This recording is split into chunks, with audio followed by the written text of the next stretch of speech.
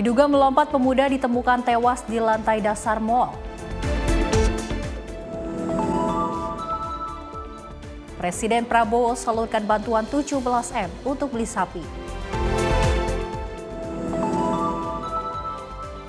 Wagub menegaskan tidak ada sweeping saat Ramadan.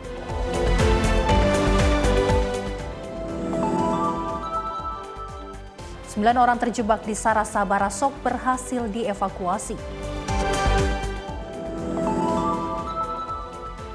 Harga cabai turun, harga daging naik di Pasar Cigombong.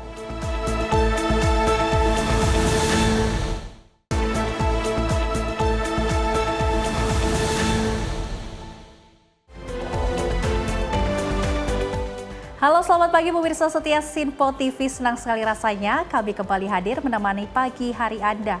Tentunya dengan beragam informasi, dan selain informasi utama tadi, kami juga telah menyiapkan sejumlah informasi menarik lainnya. Bersama saya Luis Ayu, inilah Menyapa Indonesia Pagi selengkapnya.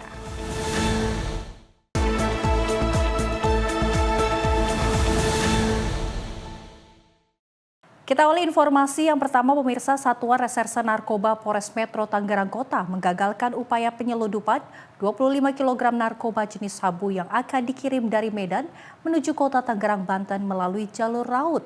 Di mana untuk mengelabui petugas, para pelaku menyamarkan aksi mereka dengan modus berjalan atau perjalanan mudik menggunakan mobil mewah jenis Toyota Alphard. Satres Narkoba Polres Metro Tangerang Kota menangkap dua orang pelaku berinisial SP dan IW saat hendak mengantarkan narkoba jenis sabu seberat 25 kg melalui jalur laut dari Medan menuju kota Tangerang. Penangkapan dilakukan di Pelabuhan Patimban, Subang, Jawa Barat. Hasil kerjasama dengan petugas bea dan cukai setempat. Kedua pelaku diketahui merupakan residivis kasus narkoba yang tergabung dalam jaringan narkotika internasional. Untuk mengelabui petugas, sabu tersebut disimpan di dalam 2 buah koper yang kemudian ditutupi stroller anak-anak sehingga terlihat seperti barang bawaan keluarga yang hendak mudik. Koper berisi narkoba itu diangkut menggunakan mobil mewah jenis Toyota Alphard agar tidak menarik kecurigaan petugas.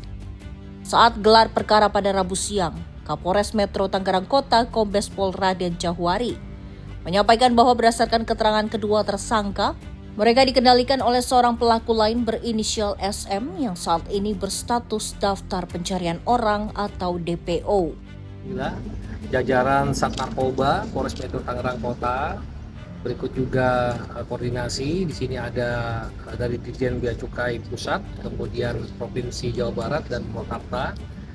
Kita berhasil, tim Narkoba Polres Metro Tangerang Kota berhasil mengungkap narkotika jenis sabu jaringan internasional sebanyak berat bruto 25 kg, di mana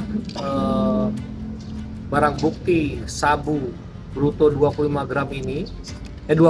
kg ini dibawa dengan menggunakan satu unit mobil Alphard ya, warna putih. Kemudian pergerakan dari kota Medan menuju kota Tangerang. Nah, alhamdulillah dari hasil target yang sudah kita targetkan sebelumnya, karena ini adalah pengungkapan jaringan-jaringan sebelumnya yang sudah kita ungkap, kita dapat informasi bahwa satu mobil Alphard ini posisi hari Jumat itu berada di Pelabuhan Patimban ya, di Purwakarta. Dengan berkat bantuan BC ya, Bea Cukai, kita bersama-sama satu tim langsung melakukan upaya penggeledahan bahwa benar dalam satu unit mobil Alphard itu ya berisikan barang-barang seperti modus mudik ya, ditutupi dengan back cover, ditaruh di posisi tengah mobil Alphard, kemudian stroller anak-anak. Atas perbuatan keduanya, kedua pelaku dijerat Undang-Undang Narkotika dengan ancaman hukuman maksimal pidana mati. Jurnalis Sinpo TV melaporkan. Viral di media sosial, SDN Karadenan 01 Cibinong Bogor dibobol maling. Puluhan perangkat elektronik mulai dari komputer hingga tablet raib digondol pelaku.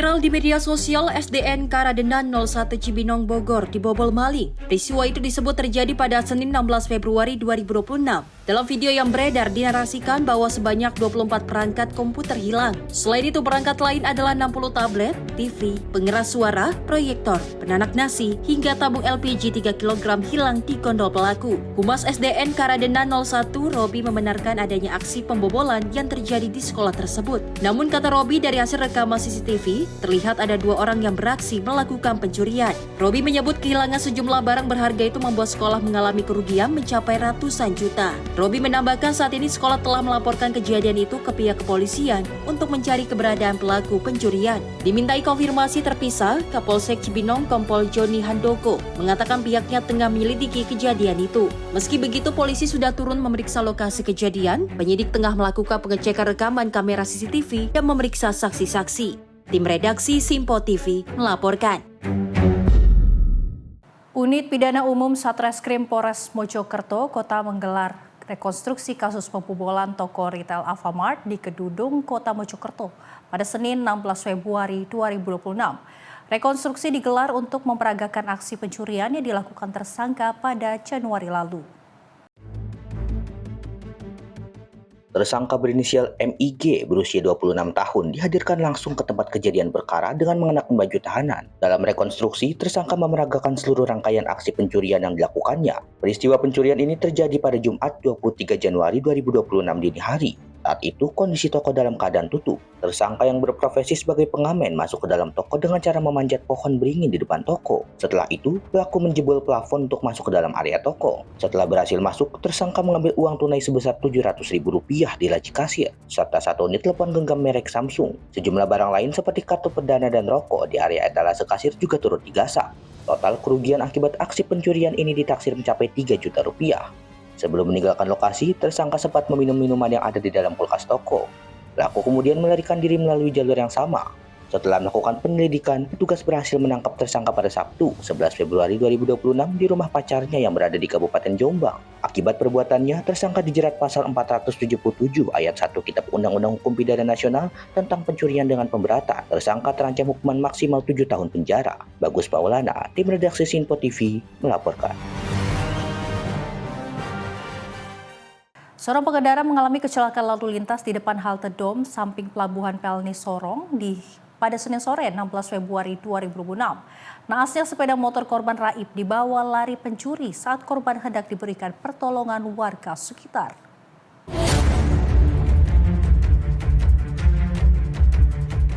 Kecelakaan sepeda motor terjadi di depan halte Dom tepat di samping Pelabuhan Pelni Sorong Senin sore 16 Februari 2026. Pengendara motor tergeletak dan diberikan pertolongan warga sekitar. Naasnya saat korban sedang diberikan pertolongan, seorang pencuri terlihat nekat membawa lari sepeda motor korban yang terjatuh. Warga geram dan mengutuk perbuatan pencuri yang memanfaatkan momentum kecelakaan untuk mencuri kendaraan sepeda motor. Pihak berwenang diharapkan segera menindaklanjuti dan mengungkap pelaku pencurian ini. Feren Putri, tim redaksi Simpo TV melaporkan. Aksi pencurian terjadi di rumah pompa polder air yang berada di perumahan Villa Indah Permai, Kota Bekasi, Jawa Barat. Para pelaku membawa kabur 2 acu serta menguras solar mesin pompa polder air yang biasa digunakan saat banjir melanda permukiman.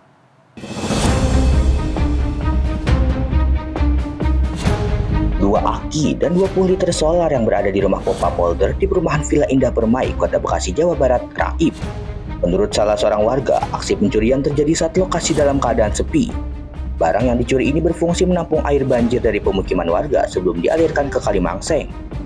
Tahunnya Pak, pencurian? Tanggal 15. Oh, 15 Februari ya. Itu apa aja Pak yang dicuri Pak? Aki 2 biji, sama solar disedot semua dihabisin. Berapa liter Pak solar? Wah, kurang tahu saya, itu penuh itu solar. Diperkirakan ada berapa? 5 liter lebih? Bisa 20 liter lebih itu. 20 liter. Ini berarti baru pertama kali kejadian apa udah sering Pak? Ini yang hilang ini udah 2 kali nih aki. Sementara penjaga rumah pompa polder air mengatakan pelaku masuk dengan cara merusak gembok dan mengambil 2 aki dan 20 liter solar. Menurut dia, aksi pencurian ini sudah terjadi berkali-kali. Sebelumnya, sejumlah peralatan seperti sanyo, aki, dan barang lain yang bisa dijual juga pernah hilang. Aki kayaknya sama aki 2 biji. Iya, aki 2 biji. Sama apa Pak? Solar disedot ya? Solar kayaknya sedikit. Solar kira-kira berapa liter? 20 literan. 20 liter? Iya. Kalau pelaku itu masuk pakai apa, Pak? Hah? Pelaku masuk pakai dugaannya? Dirusakin, gembok dirusakin. Pakai linggis rasanya itu ya? Hah? Pakainya apa, Pakai Pak? tang kayaknya saya lihat. Jadi Tang ya? iya, jadi dia punya gembok sudah nggak bisa pakai lagi. Bukan pakai cairan kimia, bukan? Ada pakai cairan kimia Ada juga? Iya, bagian dalam pakai cairan kimia kayaknya, nggak bukan. Kayak dia punya gemboknya yang agak bagus punya. Jadi dia pakai cairan kimia itu. Pak ini kejadian baru pertama Pak? Bukan baru pertama. Saya punya sanyo banyak yang hilang deh. Kalau di sini sudah banyak yang hilang. Udah berapa kali? Nah, sudah berapa kali? Berapa Pak? Udah berapa kali? Di polder ini udah berapa kali Pak? Ada 3 kali kali. 3 kali hilang. ya? Dan aki semua yang diambil. Hah? Aki, sanyo, semua yang ada di situ yang bisa dijadiin duit, ya mereka ambil. Itu kalau satu aki itu diperkirakan harganya berapa? Yang baru aja sudah 1,2. Kalau Iya. dua bisa 3 juta. 1,2. 1.200.000. Itu baik 80 ampere ya, jadi dia lebih mahal. Nah, kalau ini hilang tuh laporannya ke RW apa ke Pemkot atau gimana sih Pak? Aku dari sana nggak mau tahu, ke warga dong, ke RW. Jadi RW Yang langsung beli, baru RW beli satu yang 80 ampere baru. Saya bawa pulang sekarang, akhirnya saya bawa pulang ke rumah. Saya kurang nyaman taruh di sini. Akibat pencurian ini, kerugian ditaksir mencapai 3 juta rupiah, dan saat ini baru 1 aki yang diganti. Kasus pencurian kini ditangani Polsek Bekasi Utara dan Polres Metro Bekasi Kota. Dari Bekasi, Jawa Barat, jurnalis Info TV melaporkan.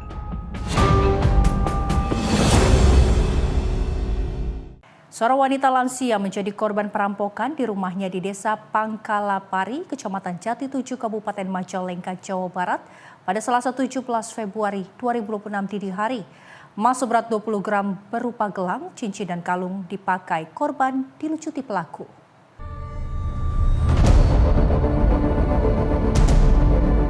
Nasib palang dialami Mak Junsinah berusia 60 tahun, warga Blok Sigar Kupat, Desa Pangkalapari, Kecamatan Jati 7, Kabupaten Majalengka, Jawa Barat. Wanita lansia ini menjadi korban pencurian dengan kekerasan. Emas seberat 20 gram berupa gelang, cincin, dan kalungnya dilucuti di bawah ancaman dibunuh pelaku pada Selasa 17 Februari 2026 dini hari pukul 2:30 waktu Indonesia Barat. Pelaku memasuki rumah korban dengan mencongkel jendela rumah depan saat korban tinggal di rumahnya sendirian tanpa ditemani keluarganya. Saat itu, mulut korban dibekap tangan kiri pelaku dan perhiasan emas yang dipakai korban dilucuti pelaku menggunakan tangan kanannya. Usai menggondol emas, pelaku kemudian kabur melalui jendela depan rumah korban di keheningan malam. Atas peristiwa ini, korban kemudian melapor ke aparat pemerintah Desa Pangkalan Pari dan ditindaklanjuti ke Polsek Jati 7 guna dilakukan penyelidikan. Aparat kepolisian sektor Jati 7 dan Polres Majalengka kemudian melakukan olah TKP dan mencari sidik jari pelaku. Kemeko kita ditutupi karo tangan, kono nang wong to. Baru wonge nggak berayang nang gulu, ngerang kalung kuningan. Baru kita kon teriak-teriak tak bunuh konon. Berarti ngancam-ngancam Ibu ya? Iya, kon tadi kita naku wis beli ngomong ke bapak tindak ngomong rewek.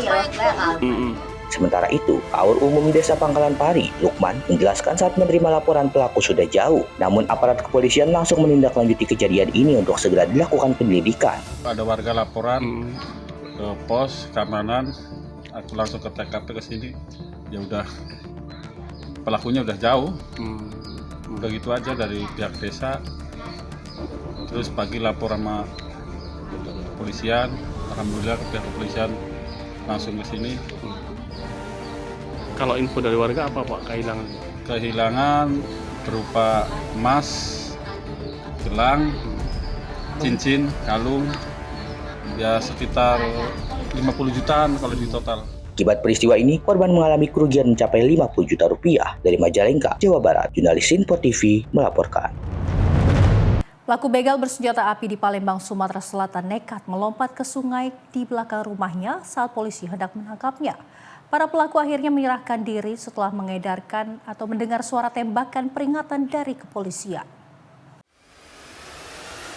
Tembakan peringatan ke udara dilepaskan petugas saat mengejar pelaku pencurian dengan kekerasan di rumahnya di kawasan Panca Usaha, Kecamatan Seberang Ulu 1, Palembang. Pelaku yang panik berusaha melarikan diri dengan cara melompat ke sungai di belakang rumahnya dan berenang sejauh 2 meter. Namun pelaku akhirnya menyerah setelah polisi mengepung rumah pelaku dari segala arah. Pelaku SK, warga Kecamatan Seberang Ulu 1 Palembang ini sebelumnya masuk dalam daftar pencarian orang atau DPO kasus pencurian dan kekerasan. Pelaku diduga membegal seorang pengendara di atas jembatan Musi 4 Palembang pada Sabtu 13 Februari 2026 lalu. Korban yang saat itu tengah berkendara seorang diri ditendang oleh pelaku hingga terjatuh dan terluka. Pelaku lalu mengambil uang dan motor korban dengan menodongkan senjata api hingga korban ketakutan. Motor korban lalu dijual dengan harga 1,6 juta rupiah. Dari tangan pelaku, polisi menyita senjata api yang ternyata hanya senjata mainan. Waktu kejar-kejaran pelaku sempat menceburkan diri ke sungai. Melarikan diri ke sungai. Tapi berhasil ditangkap ya, Bang? Alhamdulillah sudah berhasil ya kita tangkap. Bang, pelaku katanya mempunyai senjata, Bang. Senjata itu jenis apa sih? Untuk senjata api itu mainan ya, mainan.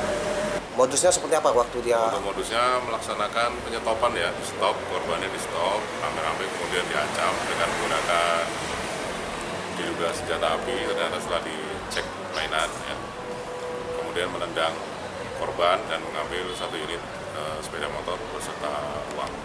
Korbannya itu terluka ya, Bang? Ya, korbannya mengalami luka di bagian tangan, kepala, dan kaki. Polisi masih memburu pelaku lainnya berinisial Y yang masih bebas berkeliaran. Dari Palembang, Sumatera Selatan, jurnalis Info TV melaporkan. Pemirsa, Kepolisian Sektor Tangerang masih mendalami motif penemuan jenazah seorang pemuda di area Mall Tangerang City, Kota Tangerang, Banten. Dugaan sementara pemuda ini nekat mengakhiri hidupnya dengan cara melompat dari lantai 3 area parkir P6. CCTV Mall Tang City merekam seorang mahasiswa berinisial AHM di dekat pagar pembatas lantai 3 area parkir P6 Mall Tang City. Rekaman ini menunjukkan detik-detik terakhir sebelum akhirnya pemuda ini ditemukan petugas keamanan tewas di lantai dasar gedung Mall Tang City. Korban ditemukan tewas dengan kondisi mengenaskan di bagian kepala. Polisi dari tim identifikasi Polres Metro Tangerang Kota melakukan olah tempat kejadian perkara dan mengumpulkan sejumlah barang bukti milik korban. Dugaan sementara, korban nekat mengakhiri hidupnya dengan cara melompat. Kapolsek Tangerang, Kompol Suyatno mengatakan masih mendalami motif korban nekat melompat. Polisi meminta pihak Mall Tang City untuk memberikan pagar tambahan di areal parkir sebagai penghalang agar tidak terjadi kejadian serupa di kemudian hari. Sekira jam 16.45 ya, ditemukan seorang laki-laki ataupun pemuda berinisial AHM ya, ditemukan meninggal di lantai ataupun di luar Tang City ya. Nah, kemudian untuk korban meninggal dunia. Untuk motif kita sampai saat ini masih mendalami, jadi kita belum bisa menentukan motifnya. Ya, lagi kita dalami. Lanjut, kami sudah menyampaikan juga kepada pihak Tang City untuk selalu berupaya memberikan keamanan ya, yaitu masing-masing lantai parkiran biar ada pagar pembatas ya, sehingga untuk mempersulit jika ada orang mungkin mau loncat ataupun mau yang lain bagaimana sehingga bisa terhalang. Selanjutnya, jenazah AHM dievakuasi menuju kamar jenazah RSUD Kabupaten Tangerang guna proses autopsi. Petugas mengembalikan barang bukti berupa surat yang diduga berisi pesan terakhir, kunci motor, telepon genggam, serta sandal milik korban kepada pihak keluarga. Dari Tangerang, Banten, jurnalis Info TV melaporkan. Pemirsa, ledakan mercon rakitan melukai 2 anak di Desa Tambirejo, Kecamatan Toyoh, Kabupaten Grobogan, Jawa Tengah pada Minggu 15 Februari 2026 siang. Diduga peristiwa ini terjadi saat kegiatannya sedang merakit mercon di rumah warga.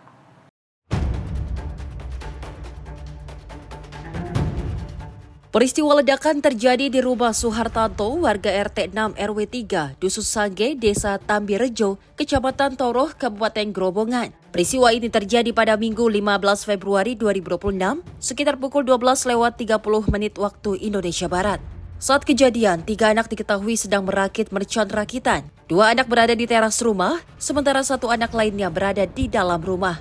Kepala Dusun Sanggeh Arjuna Yoga Pratama mengatakan, mercon dirakit menggunakan bahan yang dibeli secara daring. Diduga kurangnya pengetahuan dalam meracik bahan peledak memicu terjadinya ledakan. Akibat ledakan ini, 2 anak mengalami luka pada bagian tangan dan kaki. Keduanya langsung dilarikan ke fasilitas kesehatan terdekat. Salah satu korban dirujuk ke Rumah Sakit Panti Rahayu Yakum Purwodadi, sedangkan satu korban lainnya mendapatkan penanganan di klinik. Satu anak lainnya selamat karena berada di dalam rumah saat ledakan terjadi. Selain menyebabkan luka pada anak-anak, dampak ledakan juga merusak teras, genteng rumah, dinding, kaca, satu unit mobil dan sepeda motor. Peristiwa ini menjadi peringatan bagi orang tua agar lebih mengawasi aktivitas anak-anak, terutama terkait penggunaan bahan berbahaya yang dapat memicu kejadian serupa. Bagus Maulana, tim redaksi Simpo TV, melaporkan. Pemirsa, Prabowo diminta memimpin Board of Peace. Informasi selengkapnya usai jeda, tetaplah bersama kami di Simpo TV.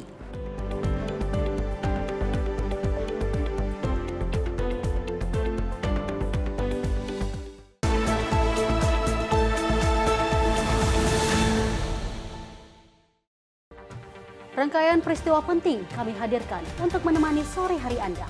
Regulasi penyiaran yang dinilai peringatan Bastille Day di Play. Pramono menegaskan Pemprov DKI dalam keadaan selamat di atas. Mengabarkan berita yang relevan dengan kondisi hari ini sebagai rujukan informasi menjelang malam tiba. Yang menyelundupkan kokain yang Menteri Pertanian menyampaikan tindak pidana perampokan dan pembunuhan. Lakukan langkah pengawasan secara langsung. Jangan lewatkan dalam Menyapa Indonesia Petang setiap hari hanya di Simpo TV.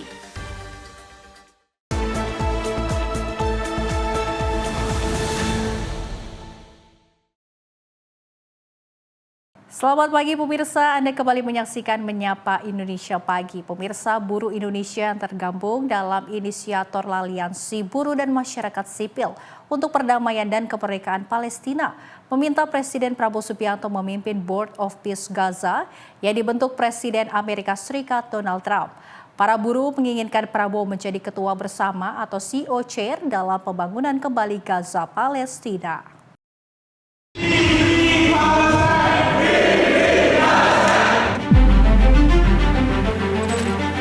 Sejumlah pimpinan organisasi buruh Indonesia yang tergabung inisiator Aliansi Buruh dan Masyarakat Sipil untuk Perdamaian dan Kemerdekaan Palestina mendorong Presiden Prabowo Subianto agar memimpin Board of Peace Gaza yang dibentuk Presiden AS Donald Trump. Para buruh menilai Indonesia yang paling layak memimpin BOP Gaza. Selain karena sebagai negara muslim terbesar di dunia, Indonesia salah satu pendukung utama kemerdekaan Palestina. Opsi lain bagi Indonesia adalah menjadi ketua bersama atau co-chair dalam pembangunan kembali Gaza Palestina. Ketua Umum KSPSI Moh Jumhur Hidayat menyampaikan, Indonesia harus punya peran penting dalam kepemimpinan BOP Gaza. Hal ini harus dilakukan untuk menjaga tujuan didirikannya Board of Peace. Kita harus memastikan bahwa Presiden Prabowo adalah membawa mandat hampir 300 juta rakyat Indonesia yang memang sudah lama merindukan kemerdekaan Palestina dan perdamaian Palestina. Karena itu kita ingin memperkuat peranan Indonesia karena sekarang Presiden Prabowo, maka Presiden Prabowo juga menurut kami adalah yang paling berhak untuk ikut serta menentukan kebijakan dan langkah BOP. Salah satunya apa? Kalau berdasarkan kaum buruh yang memimpin BOP harusnya Indonesia. Ya, dari sejarah, dari moral dan sebagainya Indonesia lebih berhak. Tapi apabila itu tidak jadi bisa dilakukan dengan cara co-chair, keketuaan bersama. Jadi ketua bersama. Jadi Indonesia menjadi salah satu ketua, Donald Trump ketua, mungkin ada satu yang lain menjadi ketua. Itulah yang memimpin. Karena kalau tidak nanti kita tahu Amerika itu kan bagian dari masalah dalam perjuangan kemerdekaan Palestina. Ya, kita curiga bahwa kalau diserahkan begitu saja kepada Amerika, maka apa yang diharapkan oleh bangsa Indonesia itu tidak tercapai. Karena itu kita mendesak Prabowo Subianto, Indonesia harus menjadi bagian penting dari perjuangan kemerdekaan dan perdamaian dalam BOP. Buruh Indonesia juga mendorong pemerintah RI agar setiap sen atau setiap rupiah yang disumbangkan untuk pembangunan kembali Gaza sepenuhnya dimaksudkan untuk kepentingan warga Gaza, termasuk melibatkan pekerja-pekerja warga Gaza atau Palestina dalam rekonstruksi Gaza. Dari Jakarta, jurnalis Simpo TV melaporkan. Pemirsa, Presiden Prabowo Subianto menegaskan diplomasi ekonomi harus menguntungkan Indonesia. Kebijakan dan perundingan internasional diarahkan untuk penguatan ekonomi nasional. Presiden Prabowo Subianto mengundang sejumlah menteri ke kediaman pribadinya di Hambalang, Bogor, Jawa Barat pada Minggu 15 Februari 2026 untuk membahas strategi menghadapi dinamika ekonomi global. Pertemuan sore itu difokuskan pada penguatan posisi Indonesia dalam perundingan ekonomi internasional. Dalam pertemuan tersebut, Presiden Prabowo menekankan bahwa diplomasi ekonomi tidak boleh hanya bersifat jangka pendek atau transaksional, melainkan harus memberikan dampak nyata pada penguatan struktur ekonomi nasional. Peningkatan produktivitas industri dalam negeri dan penguatan rantai pasok global menjadi prioritas utama. Presiden juga menegaskan bahwa setiap kebijakan pemerintah harus berorientasi pada hasil konkret bagi bangsa dan negara.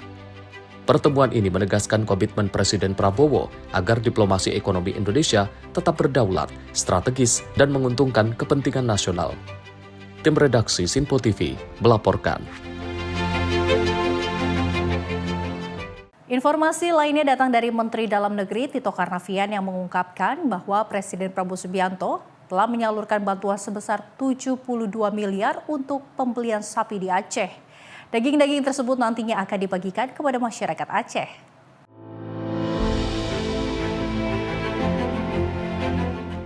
Presiden Prabowo Subianto menyalurkan bantuan sebesar 72 miliar untuk pembelian sapi di wilayah Aceh. Daging-daging sapi ini akan diberikan kepada masyarakat Aceh di 19 kabupaten kota Aceh pada hari pertama bulan suci Ramadan.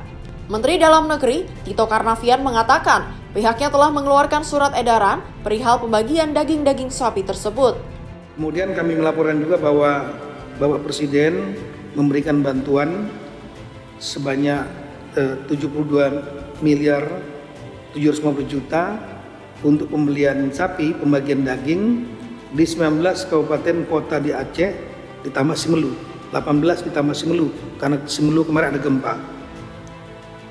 Ini sudah dilakukan pembelian sapi dan kami sudah melakukan surat edaran untuk dibagikan hari ini, satu hari sebelum bulan puasa. Yang intinya adalah 3.042 desa warganya harus mendapatkan bagian daging sapi. Dari Jakarta, Farizal Davarisiano, Sinpo TV melaporkan. Satgas Pemulihan Pasca Bencana DPR menggelar rapat koordinasi bersama Satgas Besutan Pemerintah di Kompleks Parlemen Senayan, Jakarta pada Rabu pagi. Rapat ini membahas percepatan rehabilitasi dan evaluasi penanganan pasca bencana di wilayah Sumatera. Pada hari ini kita akan mengadakan rapat evaluasi penanganan pasca bencana alam Sumatera. Satuan Tugas Pemulihan Pasca Bencana DPR kembali menggelar rapat koordinasi ketiga bersama Satgas Pemulihan Pasca Bencana Besutan Pemerintah di Kompleks Parlemen Senayan, Jakarta pada Rabu pagi. Rapat dipimpin langsung oleh Wakil Ketua DPR Dasko dengan dihadiri sejumlah jajaran Menteri Kabinet Merah Putih. Dasko mengatakan pihaknya ingin memastikan roda pemerintahan di daerah terdampak dapat kembali normal saat memasuki bulan suci Ramadan. Dirinya menyebut meski Medan cukup sulit, namun kini sudah tidak ada lagi daerah yang terisolir, khususnya untuk daerah Aceh. Selain itu, rapat ini juga turut membahas perkembangan hunian sementara sekaligus pembersihan lingkungan usai dilanda banjir dan longsor. Pada hari ini kita akan mengadakan rapat evaluasi penanganan pasca bencana alam Sumatera yang kita hadirkan menteri-menteri terkait sehubungan dengan evaluasi dan koordinasi saat rapat terakhir di Banda Aceh tanggal 10 Januari 2026, yang mana pada saat itu ada beberapa kesimpulan rapat, yaitu yang pertama bahwa kita targetan sebelum bulan puasa roda pemerintahan di seluruh daerah Aceh sudah berjalan dan alhamdulillah kita monitor bahwa hanya tinggal sedikit yang masih tersendat-sendat jalannya. Kemudian kita bicara soal normalisasi sungai, infrastruktur daerah terisolir, dan kita sudah monitor bahwa daerah terisolir di Aceh terutama sudah tidak ada, walaupun medannya berat, tetapi sudah tidak ada daerah terisolir. Dan normalisasi sungai terus berjalan sampai saat ini. Kemudian penyediaan Untara yang akan kita mendengar hari ini, progres kerjanya sampai sejauh mana, dan pembersihan lingkungan. Mungkin kami minta kepada Ketua Satgas dari pemerintah untuk kemudian memberikan beberapa paparan. Dari Jakarta, Fahrizal, Davarizkiano, Sinpo TV melaporkan. Satgas Pemulihan Pasca Bencana DPR bersama Satgas Pemerintah sepakati sejumlah poin strategis untuk pemulihan pasca bencana wilayah Sumatera. Salah satunya yakni akan memaksimalkan percepatan pemulihan pasca bencana kepada beberapa daerah-daerah yang masih memerlukan atensi dan juga dapat selesai sebelum Lebaran Idul Fitri mendatang. Satgas Pemulihan Pasca Bencana DPR bersama Satgas Besutan Pemerintah resmi menyepakati sejumlah poin strategis untuk pemulihan pasca bencana di wilayah Sumatera. Kesepakatan tersebut diambil dalam rapat koordinasi antara Satgas DPR dengan Satgas Pemerintah yang berlangsung di Kompleks Parlemen Senayan, Jakarta. Salah satunya, yakni dalam rangka menyambut puasa dan Lebaran, DPR mendorong pemerintah untuk dapat memastikan kebutuhan masyarakat yang terdampak, baik yang masih di pengungsian maupun di hunian sementara, serta hunian tetap dapat terpenuhi. Selain itu, Satgas DPR dan Satgas Pemerintah akan memaksimalkan percepatan pemulihan pasca bencana kepada beberapa daerah-daerah yang masih memerlukan atensi, dapat selesai sebelum Lebaran Idul Fitri mendatang. Kesimpulan rapat koordinasi antara Satuan Tugas Pemulihan Pasca Bencana DPR RI dengan Satuan Tugas Percepatan Rehabilitasi dan Rekonstruksi Pasca Bencana Alam Sumatera Pemerintah. Di masa persidangan 3 tahun sidang 2025-2026, Rabu 18 Februari 2026. 1. Satuan Tugas Pemulihan Pasca Bencana DPR RI mengapresiasi kinerja Satuan Tugas Percepatan Rehabilitasi dan Rekonstruksi Pasca Bencana Alam Sumatera Pemerintah dalam percepatan rehabilitasi dan rekonstruksi pasca bencana alam Sumatera. 2. Dalam rangka menyambut bulan puasa Ramadan dan Hari Raya Idul Fitri 2026, Satuan Tugas Pemulihan Pasca Bencana DPR RI mendorong Satuan Tugas Percepatan Rehabilitasi dan Rekonstruksi Pasca Bencana Alam Sumatera Pemerintah untuk dapat memastikan kebutuhan masyarakat yang terdampak, baik yang masih di pengungsian maupun di hunian sementara dan hunian tetap dapat terpenuhi. 3. Satuan Tugas Pemulihan Pasca Bencana DPR RI dan Satuan Tugas Percepatan Rehabilitasi dan Rekonstruksi Pasca Bencana Alam Sumatera Pemerintah bersama dengan pemerintah daerah akan memaksimalkan percepatan pemulihan kepada beberapa daerah yang masih memerlukan atensi dapat selesai sebelum Hari Raya Idul Fitri 2026. Dari Jakarta, Fahrizal, Davarizkiano, Sinpo TV melaporkan.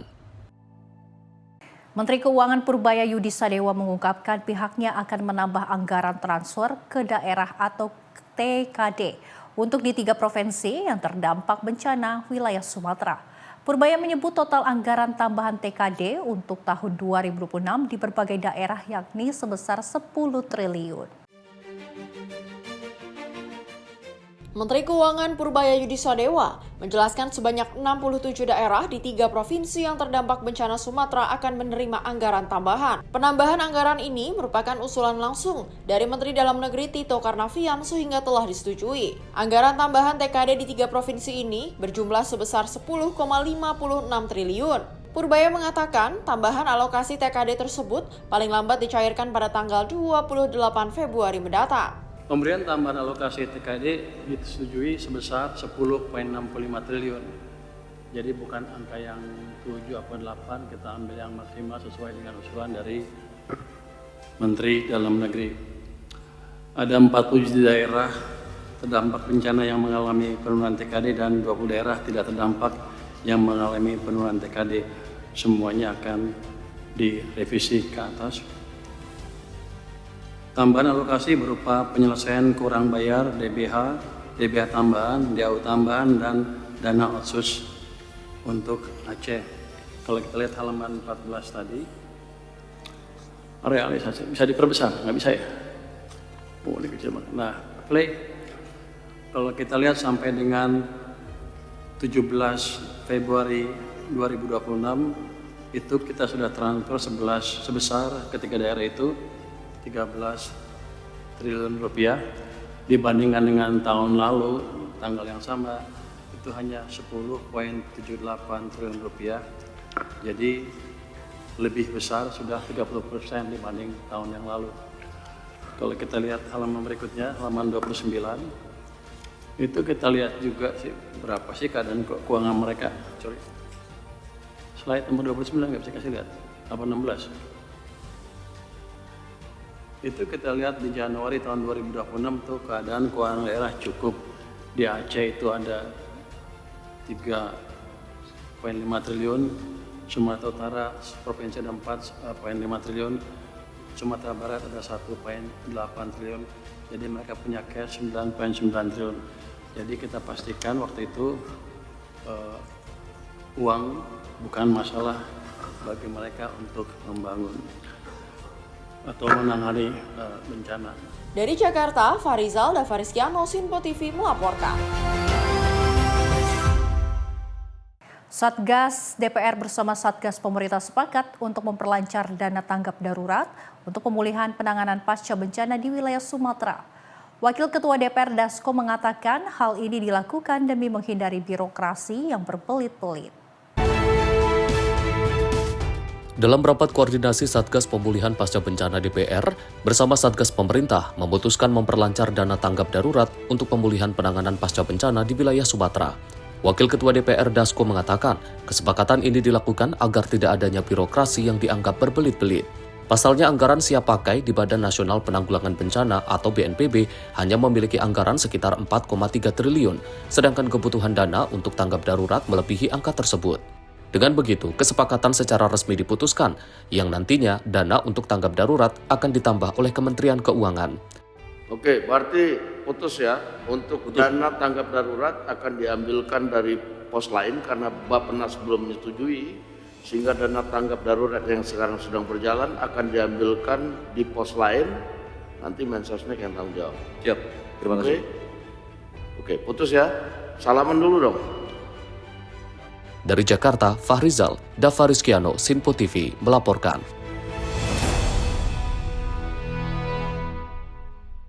Menteri Dalam Negeri Tito Karnavian mengatakan bahwa bantuan diaspora di Malaysia untuk korban bencana saat ini masih tertahan oleh Bea Cukai. Bantuan tersebut dikumpulkan oleh warga Aceh yang tinggal di Malaysia sebagai bentuk dukungan kepada korban yang terdampak bencana Sumatera pada November tahun lalu.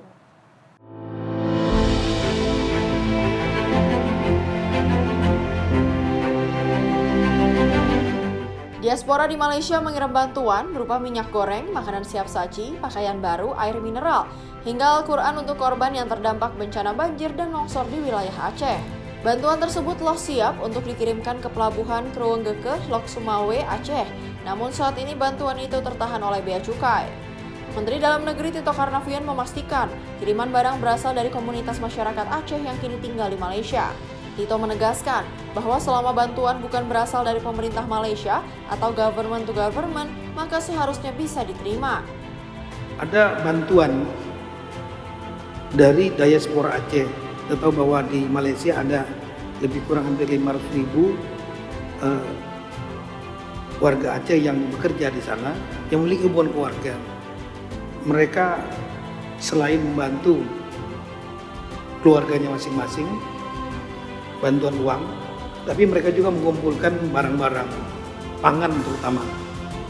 Nah ini yang kami mohon bantuan dan mohon dukungan dari pimpinan DPR RI, Bapak Ibu sekalian. Ada datanya kami sampaikan dan setelah ini mereka sudah siap barangnya dikirim dari Port Klang di Kuala Lumpur akan dikirim ke pelabuhan di Lok Semawe, pelabuhan Kerunggekeh namanya. Tapi sekarang masih tertahan karena dari Bea Cukai belum mengizinkan masuk. Nah, inilah bantuan dalam bentuk keluarga. Kami sudah menyampaikan saat itu pada Bapak Presiden, sepanjang itu adalah bukan dari G2G, silakan diterima. G2G harus melalui Menlu. Nah kemudian ini bukan G2G, tapi dari komunitas masyarakat di sana yang ada hubungan keluarga, yang mereka bekerja di Malaysia. Dari Jakarta, Farizal dan Fariskiano, Sinbo TV melaporkan. Wakil Ketua DPR Dasko mendorong pemerintah agar bantuan dari diaspora Aceh di Malaysia dapat segera masuk ke Indonesia tanpa terhambat proses birokrasi. Dasko meminta kepada pemerintah untuk dapat membuka akses tersebut agar bisa disalurkan kepada korban yang terdampak bencana di wilayah Aceh.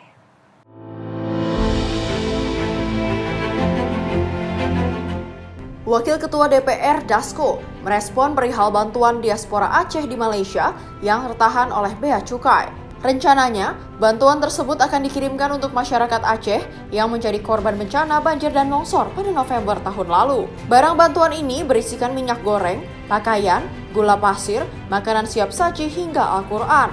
Oleh karena itu, Dasko meminta kepada pemerintah agar bantuan diaspora Aceh di Malaysia dapat masuk ke Indonesia tanpa adanya hambatan. Dirinya menilai pengiriman satu kali tidak akan masalah, sehingga ia mendorong pemerintah agar dapat membuka akses pengiriman bantuan dari diaspora Aceh di Malaysia. Dan saya pikir mungkin kita bisa kasih dispensasi karena cuma sekali, daripada nanti kita kan repot harus diuangkan lagi, beli lagi kan begitu. Jadi nanti mungkin Pak Menteri Sekretaris Negara dan Pak Menteri Keuangan bisa koordinasikan dengan Dirjen Bea Cukai. Ini kita sudah dengar tadi dari Pak Menteri Pertanian, karena ini kan namanya sumbangan dan hanya satu kali dan jumlahnya juga tidak akan mengganggu. Jadi saya pikir mungkin Pak Mendagri kita bisa realisasikan secepatnya supaya barang-barang ini bisa masuk dan diawasi dengan ketat langsung ke pengungsian-pengungsian dalam rangka menyambut puasa dan Hari Raya Lebaran. Begitu ya Pak ya. Dari Jakarta, Farizal dan Fariskiano, Sinpo TV melaporkan. Wakil Ketua DPR Dasko menyetujui usulan agar kayu-kayu di bendungan Kuruto, Aceh Utara untuk dipindahkan ke lahan hak guna usaha milik PT Satya Agung. Langkah ini diambil guna mendorong potensi banjir bandang yang lebih besar akibat tekanan material kayu pada pintu bendungan.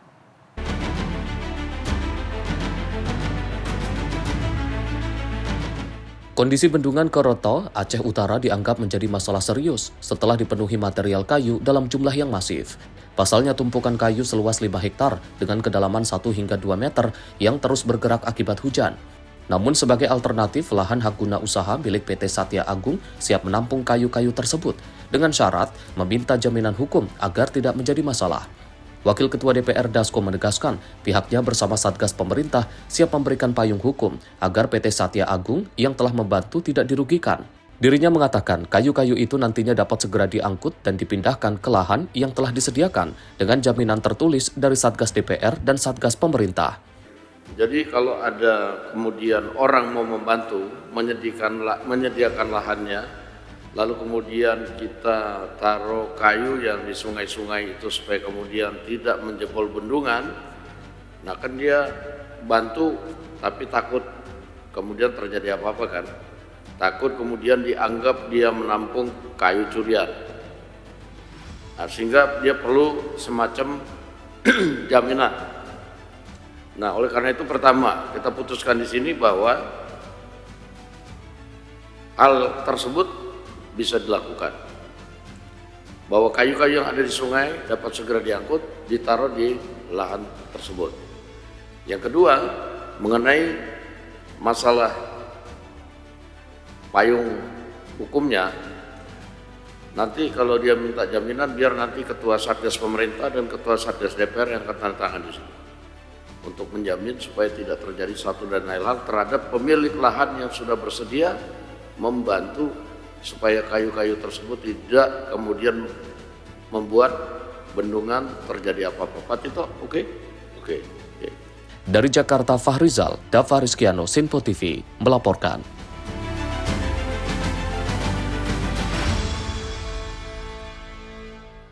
Menteri Dalam Negeri Tito Karnavian mengungkapkan bahwa jumlah pengungsi bencana Sumatera telah berkurang. Tito menyebut awalnya terdapat sebanyak 2 juta pengungsi, hingga kini berkurang hanya 12.944 orang. Menteri Dalam Negeri Tito Karnavian menjelaskan bahwa jumlah pengungsi bencana Sumatera kini mencapai sebanyak 12.944 yang sebelumnya sebanyak 2 juta pengungsi. Hal tersebut disampaikannya saat menghadiri rapat koordinasi bersama Satuan Tugas Pemulihan Pasca Bencana DPR di Kompleks Parlemen Senayan, Jakarta. Tito menyebut korban yang mengungsi di Sumatera Barat saat ini sudah tidak ada lagi dari yang sebelumnya sebanyak 16.164 orang. Pasalnya, para pengungsi telah mendapatkan bantuan hunian sementara dan dana tunggu hunian dari pemerintah. Sementara itu, di wilayah Sumatera Utara masih terdapat 850 pengungsi, sedangkan wilayah Aceh terdapat sebanyak 12.144 orang. Kemudian dari data yang di Sumatera Barat kami satu-satu, untuk Sumatera Barat pengungsi saat ini sudah 0, dari sebelumnya 16.164. Ada yang sudah pulang kembali mendapatkan bantuan stimulan untuk rumah rusak ringan maupun sedang, sedangkan yang berat atau hilang tinggal di huntara maupun mendapatkan dana tunggu hunian. Jadi alhamdulillah untuk Sumatera Barat kami sudah melakukan pengecekan di 16 kabupaten kota yang terdampak tidak terdapat pengungsi di tenda. Kemudian Sumatera Barat yang meninggal lebih 267 dan yang hilang adalah 70 orang. Kami lanjutkan untuk Sumatera Barat, 16 dari 19 kabupaten yang ada terdampak, 25 kecamatan dan desa 568. Dari Jakarta, Fahrizal Dava Rizkiano, Sinpo TV melaporkan. Pemirsa, pemerintah pastikan perkuat jaminan kesehatan nasional. Informasi selengkapnya usai jeda berikut ini.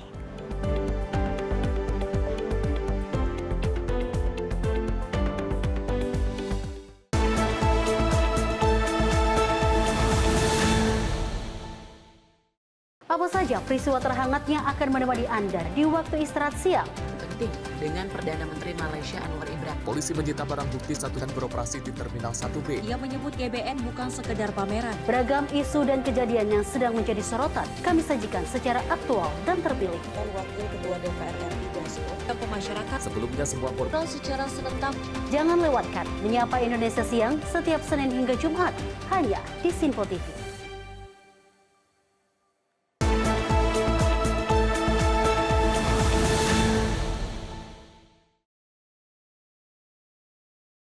Terima kasih Anda kembali menyaksikan Menyapa Indonesia Pagi. Pemirsa, Menteri Koordinator Bidang Pemberdayaan Masyarakat Muhaimin Iskandar mengungkapkan sebanyak 52% masyarakat Indonesia merupakan penerima bantuan iuran BPJS Kesehatan.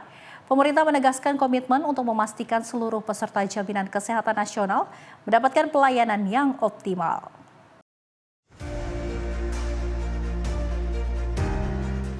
Menteri Koordinator Bidang Pemberdayaan Masyarakat Muhaimin Iskandar menjelaskan, saat ini sekitar 100 juta peserta BPJS Kesehatan ditanggung oleh pemerintah pusat. Sementara itu, 50 juta peserta lainnya mendapatkan bantuan iuran dari pemerintah daerah. Pemerintah akan terus memastikan proses pelaksanaan jaminan kesehatan nasional berjalan dengan baik, terutama bagi masyarakat penerima bantuan iuran. Sampai hari ini, jumlah yang menerima bantuan iuran untuk BPJS Kesehatan ini sudah 52% dari seluruh penduduk kita, yaitu di angka sekitar 152 juta yang mendapatkan bantuan iuran BPJS Kesehatan. Pemerintah pusat hampir 100 jutaan, pemerintah daerah melalui PBI daerah sekitar 50 juta. Data ini terus dinamis karena data sosial ekonomi kita setiap hari mengalami perubahan demi perubahan. Meski demikian, data penerima bantuan bersifat dinamis karena dapat berubah seiring kondisi sosial ekonomi masyarakat, termasuk faktor meninggal dunia atau keluar dari status kemiskinan. Selain itu, pemerintah juga telah mengaktifkan kembali 106.000 peserta PBI yang sebelumnya nonaktif dari Jakarta. Jihan Nabila, Mutia Anggiani, Sinpo TV melaporkan. Menteri Sosial Saifullah Yusuf mengungkapkan lebih dari 40.000 peserta BPJS Kesehatan segmen penerima bantuan iuran jaminan kesehatan nasional telah mengajukan reaktivasi setelah sebelumnya dinonaktifkan. Data tersebut disampaikan usai rapat koordinasi bersama Menko Bidang Pemberdayaan Masyarakat di Jakarta pada Senin siang. Menteri Sosial Saifullah Yusuf menyampaikan, lebih dari 40.000 peserta BPJS Kesehatan segmen penerima bantuan iuran jaminan kesehatan nasional telah mengajukan reaktivasi setelah kepesertaannya sempat dinonaktifkan. Data tersebut disampaikan usai rapat koordinasi bersama Menko Bidang Pemberdayaan Masyarakat, Muhaimin Iskandar di Jakarta. Menurut Gus Ipul, dari jumlah tersebut sekitar 2.000 peserta memutuskan berpindah ke skema mandiri karena merasa sudah memiliki kemampuan ekonomi untuk membayar iuran sendiri. Hal ini dinilai menjadi indikasi positif bahwa sebagian masyarakat mengalami peningkatan kondisi ekonomi. Kemensos menegaskan, program jaminan kesehatan nasional akan terus dijaga keberlanjutannya demi menjamin akses layanan kesehatan bagi masyarakat rentan. Dari 11 juta itu sudah ada 40.000 lebih yang melakukan reaktivasi. 2.000 diantaranya beralih ke PBI, beralih ke Mandiri. Meskipun dia sudah beralih ke Mandiri, tetap kita lakukan ground check ya untuk memastikan apakah penerima manfaat tersebut bisa terus lewat Mandiri atau juga nanti beralih ke PBI lagi. Jadi itu semua terus kita lakukan setiap 1 bulan ya, yang mudah-mudahan ini makin akurat. Dari Jakarta, Jihan Nabila, Mutia Anggiani, Sinpo TV melaporkan. Menteri Transmigrasi Iftitah Sulaiman mengungkapkan pihaknya telah menyalurkan sebanyak 16 unit kapal nelayan kepada warga Rempang, Batam, Kepulauan Riau. Bantuan ini untuk membantu peningkatan ekonomi masyarakat, mengingat kawasan Rempang merupakan salah satu kawasan transmigrasi.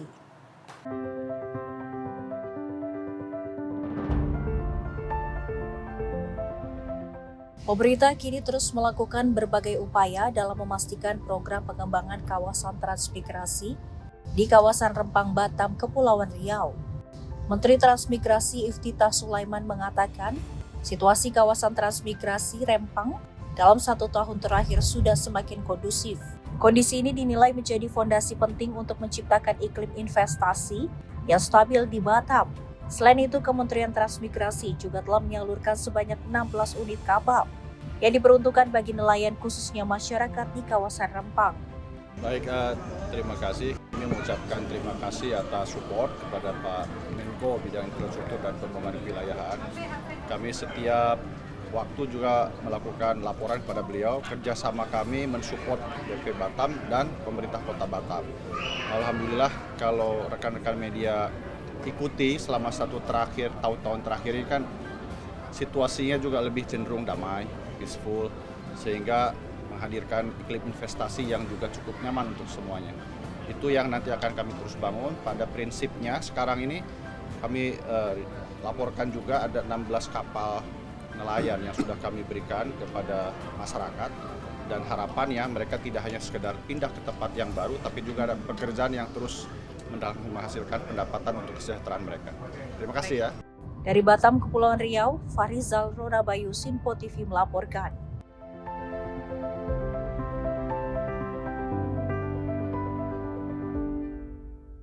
Menteri Kehutanan RI Raja Juli Antoni menegaskan komitmen bahwa pembangunan ekonomi penting. Namun yang lebih pentingnya lagi memastikan bahwa pengelolaannya tetap berkelanjutan demi menjaga hutan tetap lestari.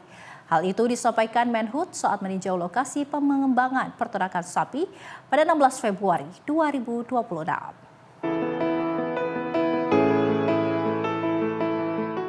Menteri Kehutanan RI Raja Juli Antoni bersama utusan khusus Presiden Bidang Iklim dan Energi Hasim Joyo Hadikusumo, Menteri Pertanian RI Andi Amran Sulaiman, dan Wamen Hilirisasi dan Investasi Tudatua Pasar Ibu meninjau lokasi pengembangan peternakan sapi pada Senin 16 Februari 2026. Dalam kesempatan itu, Menhub menegaskan komitmennya bahwa pembangunan ekonomi penting, namun yang lebih penting memastikan bahwa pengelolaannya tetap berkelanjutan demi menjaga hutan tetap lestari.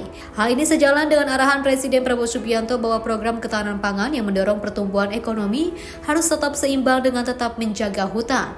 Selain itu, peninjauan pengembangan peternakan sapi ini pun sebagai bagian dari dukungan program ketahanan pangan nasional di Kabupaten Sukamara, Kalimantan Tengah. Di saya, Pak, terus terang, saya diperintah juga oleh Pak Presiden untuk memang mencoba membalance antara pertumbuhan ekonomi dan menjaga lingkungan hidup.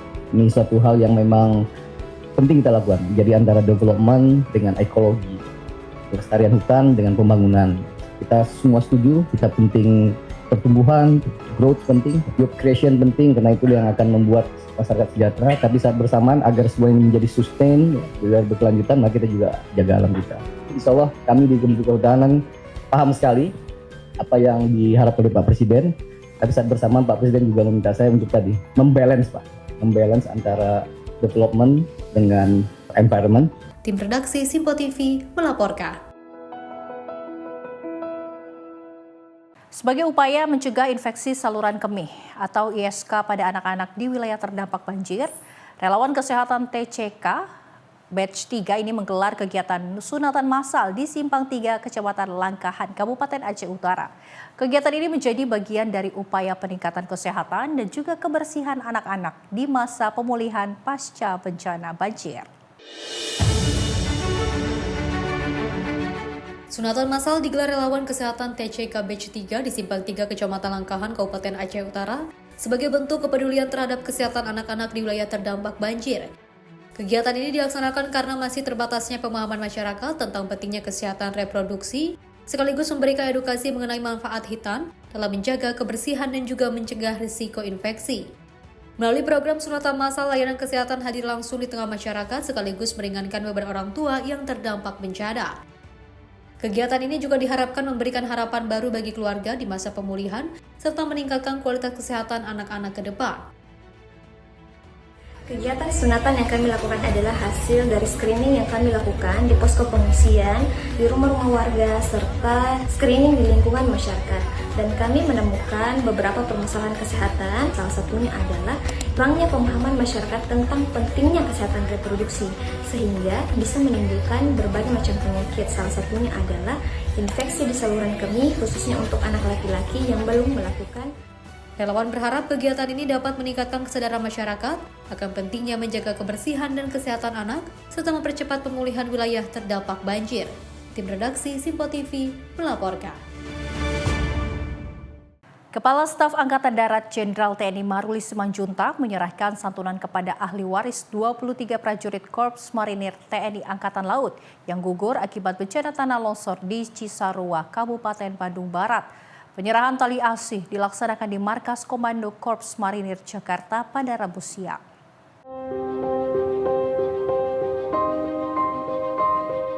Suasana hikmat dan penuh haru mewarnai penyerahan tali asih kepada ahli waris 23 prajurit Korps Marinir TNI Angkatan Laut yang gugur akibat bencana tanah longsor di Cisarua, Kabupaten Bandung Barat.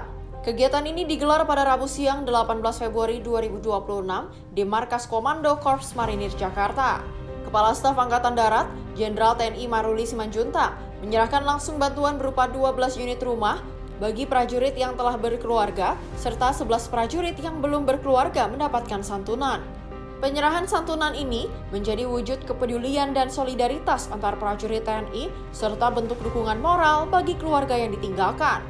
Dalam kesempatan tersebut, Kasat Maruli turut menyampaikan rasa duka mendalam atas gugurnya prajurit Korps Marinir dalam bencana tanah longsor Cisarua.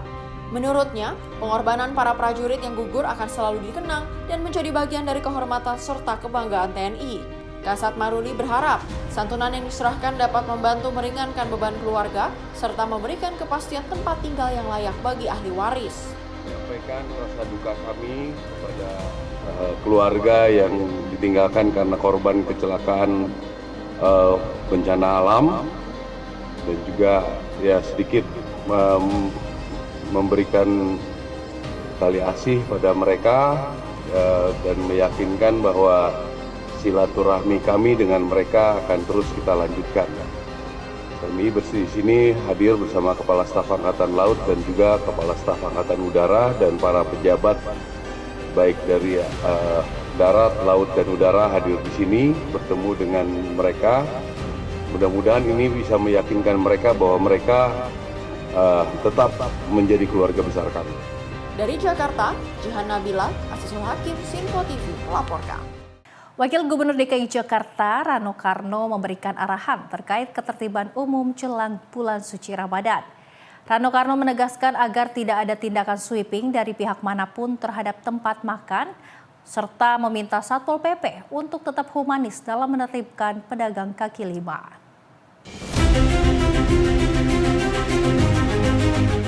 Menjelang bulan suci Ramadan, pemerintah Provinsi DKI Jakarta kembali mengingatkan seluruh lapisan masyarakat untuk menjaga kondusivitas kota. Wakil Gubernur DKI Jakarta Rano Karno menyatakan bahwa aturan terkait operasional tempat makan sudah jelas dan pemilik usaha dihimbau untuk saling menghormati dengan memasang tirai pembatas. Ia juga menegaskan bahwa tindakan sweeping oleh ormas tidak diperbolehkan karena hal tersebut merupakan wewenang aparat penegak hukum. Selain itu terkait penertiban pedagang di kawasan Tanah Abang yang kerap menggunakan mobil dan gerobak, Rano Karno meminta Satpol PP untuk tetap melakukan penertiban demi kelancaran arus lalu lintas. Namun ia menekankan agar proses penertiban dilakukan secara bijak dengan tetap memberikan ruang bagi para pedagang untuk mencari nafkah, terutama di momen menjelang Lebaran yang menjadi masa ramai bagi para pelaku usaha. Boleh pelarangan ormas itu saat Ramadan itu seperti apa, Pak? Sebetulnya kalau larangan ormas itu dari tahun ke tahun juga jadi arahan. Karena restoran atau warung sekarang juga udah tahu lah. Kalau memang dia buka pasti dia tutup. Dia pakai tirai. Itu udah umum sebetulnya. Saya di pemerintah juga terus tahun 2 tahun di Banten juga seperti itu. Tapi artinya kita tidak boleh, pemerintah daerah, Pak Gubernur tidak boleh pesan mengingatkan.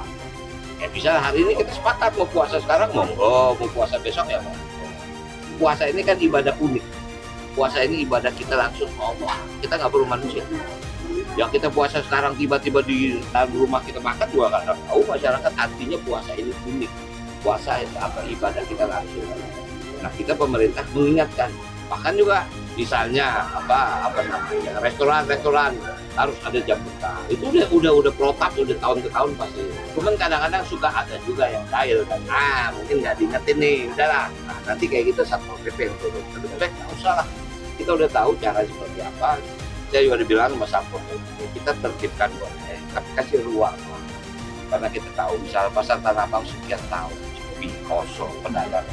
Sekarang lagi momen-momen. Nah, emang begitu, waduh namanya jual pakai mobil, pakai gerobak. Akhirnya jalan nggak enak. Kita himbau aja yuk, kita atur yuk gimana caranya. Kalau seminggu 2 minggu nggak bisa, harus kita tindak. Jadi ya itulah konsekuensi dari pemerintah. Kebijakan ini diharapkan dapat menciptakan keseimbangan antara ketertiban kota dan kesejahteraan ekonomi masyarakat selama bulan puasa hingga Hari Raya Idul Fitri mendatang. Tim Liputan Sinpo TV melaporkan. Wakil Gubernur DKI Jakarta Rano Karno angkat bicara perihal maraknya jukir liar yang meresahkan di kawasan Tanah Abang, Jakarta Pusat. Dirinya menegaskan dalam jangka waktu 2 hingga 3 hari ke depan, polemik ini dapat ditangani. Pemprov DKI Jakarta tengah melakukan penanganan intensif terhadap kehadiran jukir liar meresahkan di kawasan Tanah Abang. Hal tersebut dilakukan usai viralnya pemasangan tarif tinggi bagi kendaraan hingga mencapai Rp100.000. Wakil Gubernur DKI Jakarta Rano Karno menegaskan, saat ini Pemprov DKI Jakarta tengah menertibkan kehadiran jukir liar di sepanjang kawasan Tanah Abang.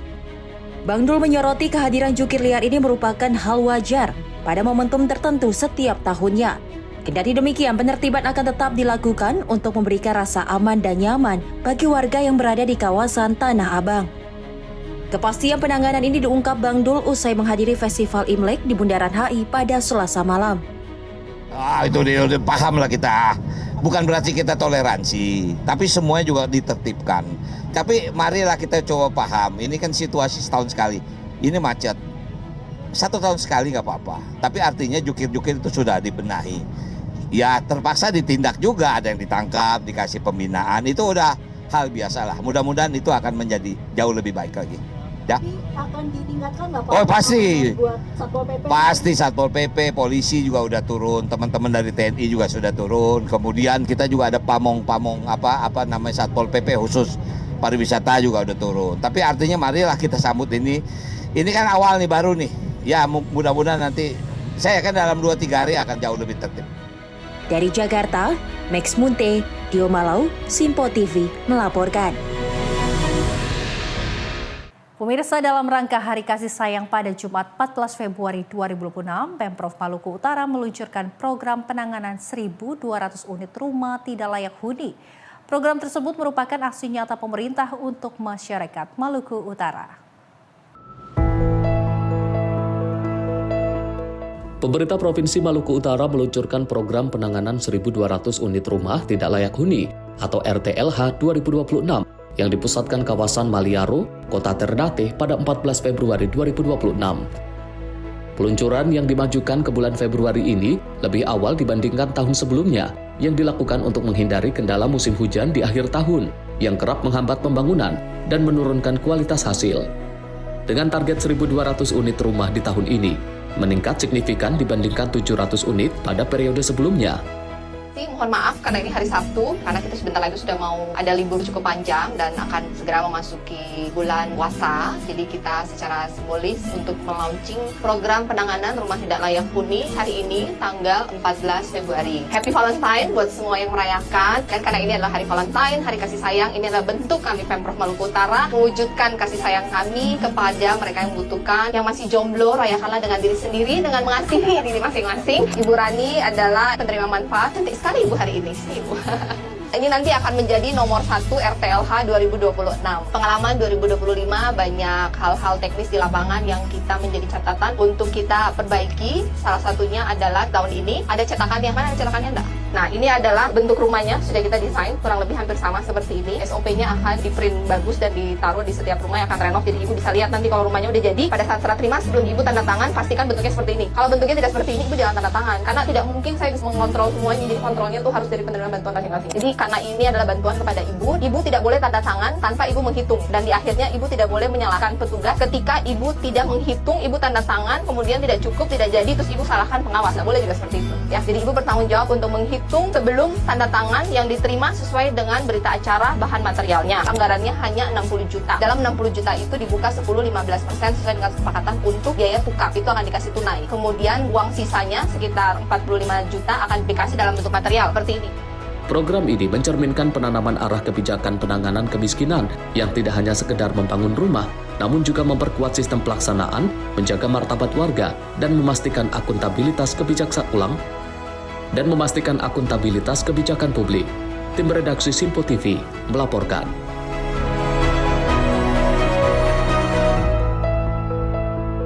Pemirsa, Jasa Marga tanam 500 pohon di Tol Japek. Informasinya usai jeda berikut ini.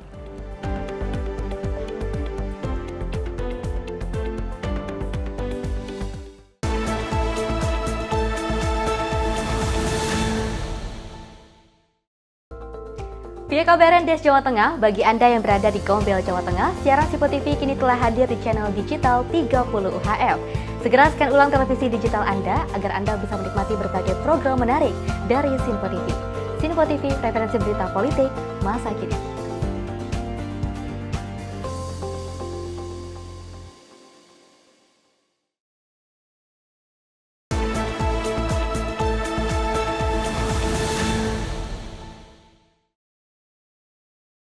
Terima kasih pemirsa, Anda kembali menyaksikan Menyapa Indonesia Pagi. Pemirsa, Jasa Marga meningkatkan pelayanan untuk masyarakat. Selain melakukan perbaikan jalan berlubang di sepanjang Jalan Tol Jakarta Cikampek serta momen Hari Pers, pada Rabu pagi jajaran Direksi PT Jasa Marga Trans Jawa melakukan penanaman pohon di area lahan terbuka atau di pinggir Jalan Tol Jakarta Cikampek.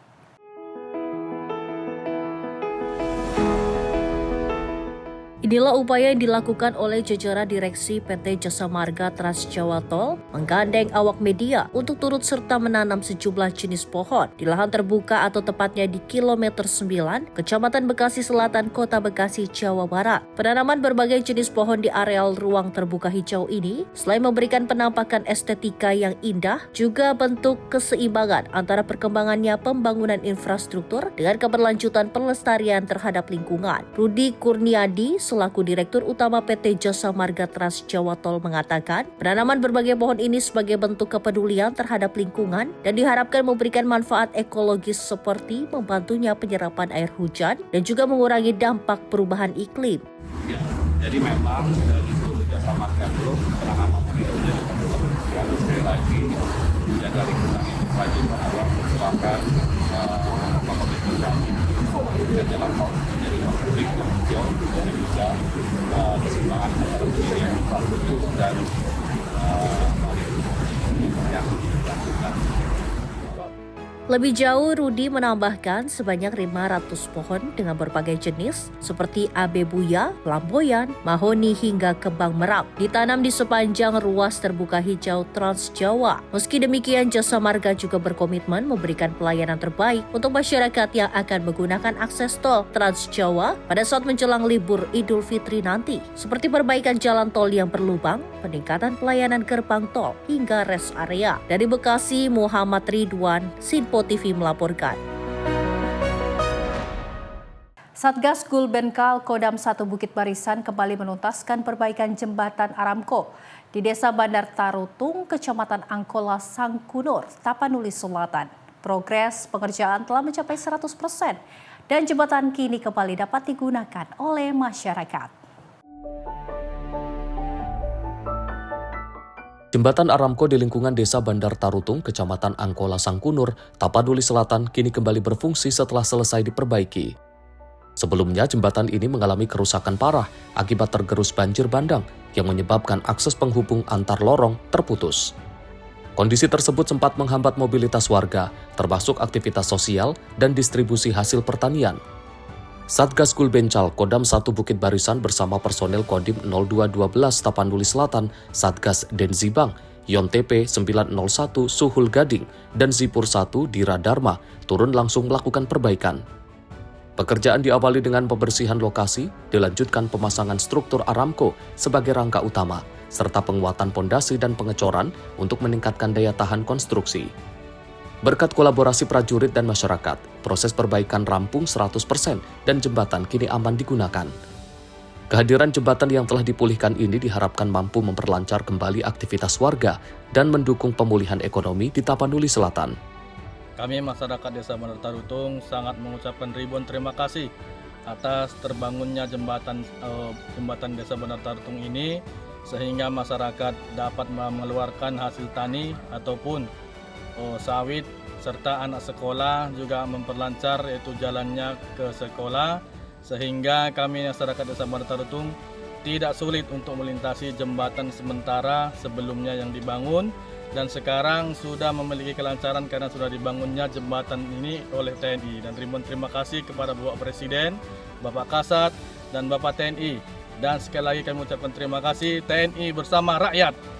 Kami dari masyarakat Desa Bandar Tarutung ya sangat terbantu dengan kerja keras yang dibuat oleh Bapak-Bapak TNI, pembuatan jembatan yang begitu cepat dan bagus. Kami masyarakat sudah bisalah melewati jembatan itu dengan baik. Dulunya jembatan itu sangat berbahaya bagi kami yang lewat ataupun anak-anak yang lewat mau bersekolah dan mengeluarkan bahan-bahan kami ataupun hasil pertanian kami. Sekarang dengan jembatan itu kami udah mulai merasa terbantu dan sangat berterima kasih kepada Bapak TNI, Bapak Kasat, dan Bapak Presiden Prabowo. Semoga TNI selalu bersama rakyat. Semangat membangun bangsa. Terima kasih Pak TNI.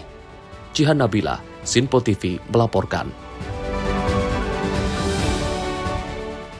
Pemirsa, Satuan Tugas Penanggulangan Bencana Alam Kodam 1 Bukit Barisan menuntaskan rehabilitasi Jembatan Aramco di Kelurahan Sangkunur, Kabupaten Tapanuli Selatan. Jembatan yang sempat rusak ini kembali dapat digunakan masyarakat untuk menunjang aktivitas sehari-hari. Satgas Gulbencal Kodam 1 Bukit Barisan merampungkan rehabilitasi Jembatan Aramco di lingkungan 2 Batu Rosak, Kelurahan Sangkunur, Kabupaten Tapanuli Selatan. Progres pekerjaan telah mencapai 100% dan jembatan kini sudah dapat dilintasi kembali oleh masyarakat. Sebelumnya kerusakan pada struktur lapa akibat faktor usia sempat menghambat akses warga antar lingkungan, termasuk menuju 4 Huta Tonga dan 5 Dolok Sangkunur. Proses rehabilitasi melibatkan personel TNI Angkatan Darat dari Korambil 19 Yasis, Kodim 0212 Tapanuli Selatan, Denzibang, serta Yonif TP 901 bersama pekerja dan warga setempat. Tahapan pekerjaan meliputi pembongkaran bagian rusak, pemasangan struktur Aramco, serta penguatan pondasi dan tiang penopang untuk memastikan konstruksi lebih kuat dan tahan lama.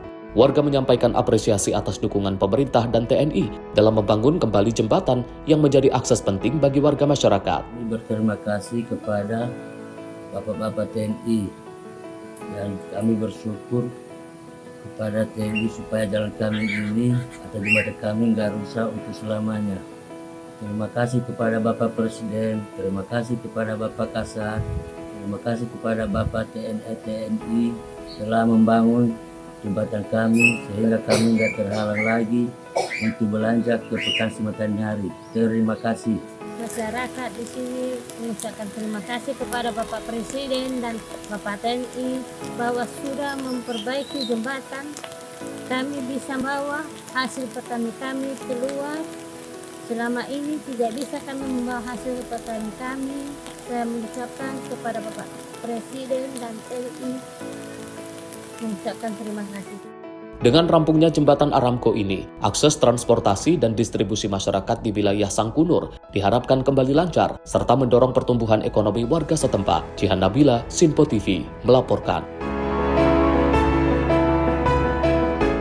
Pemirsa, semangat gotong royong mewarnai pembangunan jembatan perintis Garuda di Kampung Padang Galundi, Nagari Taraktak, Tampatih, Kecamatan Batang Kapas, Kabupaten Pesisir Selatan. Pembangunan ini menjadi wujud sinergi TNI Angkatan Darat bersama masyarakat dalam membuka akses dan memperkuat konektivitas wilayah pedesaan.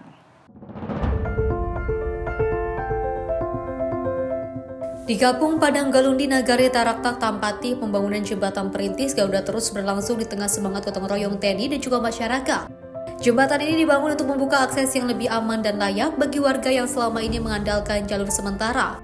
Hingga pertengahan Februari, progres pembangunan telah mencapai 43,93%. Sejumlah tahapan awal mulai dari pembersihan lokasi, pemasangan bompleng, hingga penggalian telah diselesaikan sepenuhnya. Personil TNI bersama dengan warga terus bekerja menyelesaikan konstruksi lanjutan termasuk pembuatan struktur garpu dan juga encor yang juga menjadi bagian penting kekuatan jembatan. Diharapkan jembatan perintis Garuda ini kelak mempermudah akses anak-anak menuju sekolah, petani mengangkut hasil panen, serta mendorong pertumbuhan ekonomi masyarakat setempat. Jihan Nabila, Sinpo TV, melaporkan.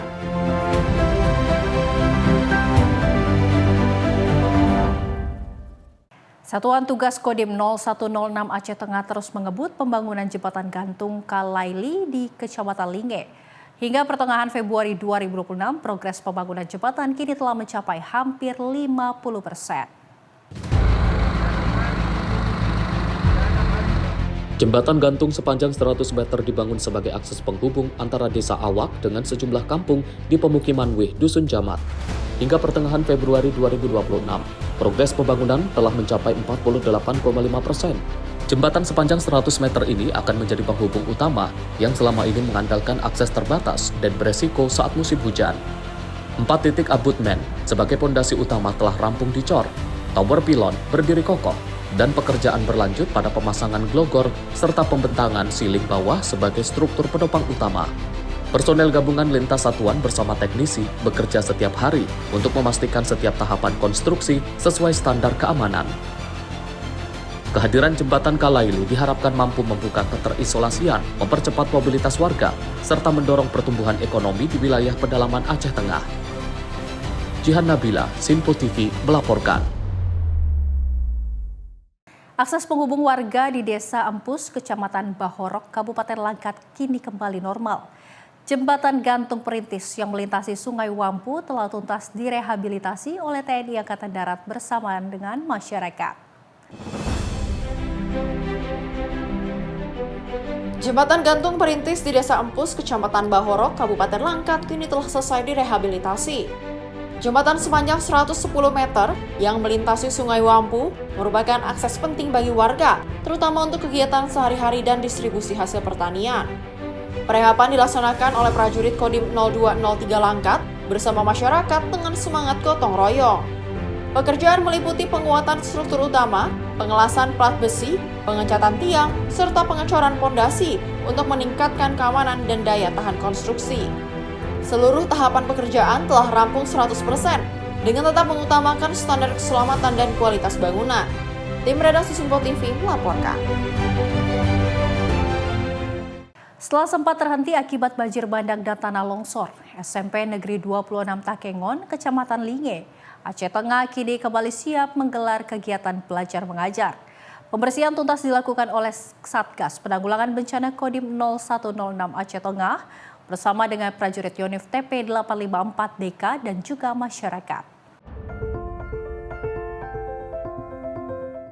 Banjir bandang yang menerjang desa Reje Payung meninggalkan lumpur dan material kayu yang menimbun hampir seluruh area SMP Negeri 26 Takengon. Ketinggian lumpur yang mencapai setengah hingga hampir 1 meter membuat aktivitas belajar terpaksa dihentikan demi keselamatan.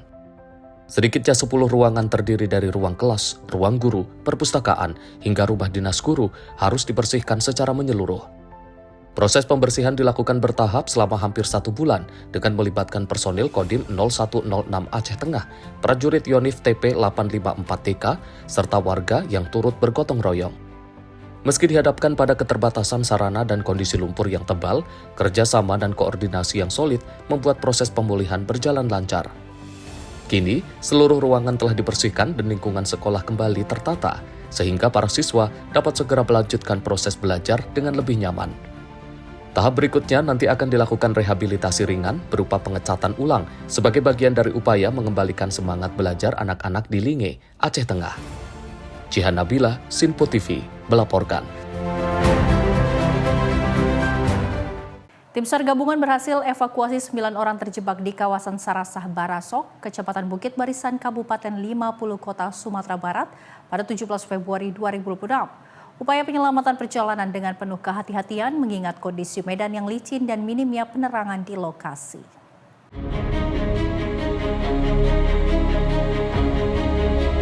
Sebelumnya, Kantor Pencarian dan Pertolongan Padang menerima informasi adanya 9 orang terjebak di kawasan Sarasah Barasok, Kecamatan Bukit Barisan, Kabupaten 50 Kota, Sumatera Barat, 16 Februari 2026. Berdasarkan laporan, 9 orang tersebut berangkat ke Sarasah Barasok pada siang hari. Namun pada sore hari, hujan lebat mengguyur kawasan tersebut hingga debit air sungai meningkat secara tiba-tiba. Kondisi ini membuat para korban terjebak di sekitar aliran sungai dan tidak dapat kembali ke jalur semula, sehingga membutuhkan bantuan evakuasi. Merespon laporan tersebut, tim rescue pos SAR 50 Kota berangkat ke lokasi. Sesampainya di lokasi pada dini hari, tim rescue berkoordinasi dengan unsur SAR gabungan dan melakukan evakuasi. Pada Selasa pagi, seluruh korban berhasil dievakuasi ke lokasi yang aman di perumahan warga dalam keadaan selamat. Tim redaksi Simpo TV melaporkan. Pemirsa, pemuda hanyut di Sungai Kualuh ditemukan. Informasinya usai jeda berikut ini.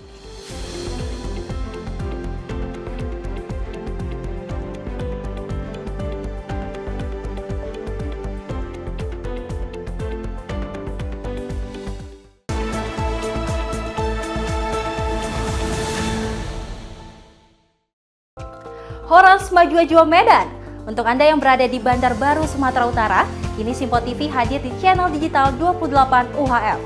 Jangan lupa terus lakukan scan ulang secara berkala agar Simpo TV hadir sebagai televisi terbaik di layar kaca Anda. Simpo TV, referensi berita politik masa kini.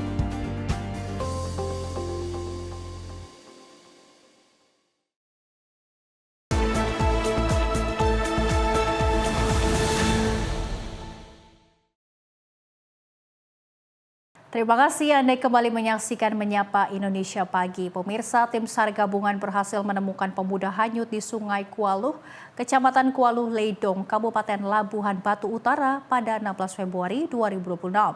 Korban ditemukan sekitar 500 meter dari lokasi awal kejadian.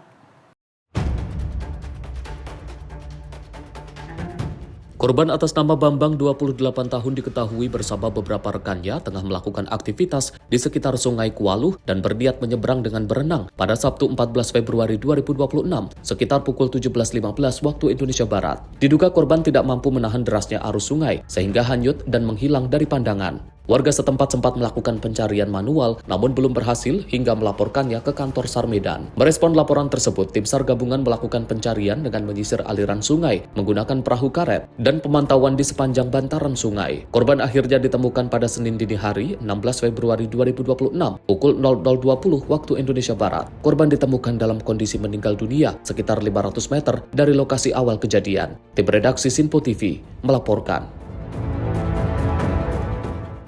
Seorang ibu rumah tangga ditemukan meninggal dunia setelah diterkam buaya saat mencari kerang di Sungai Luan Boya, Desa Bulu Hadek, Kecamatan Teluk Dalam, Kabupaten Simele, Aceh.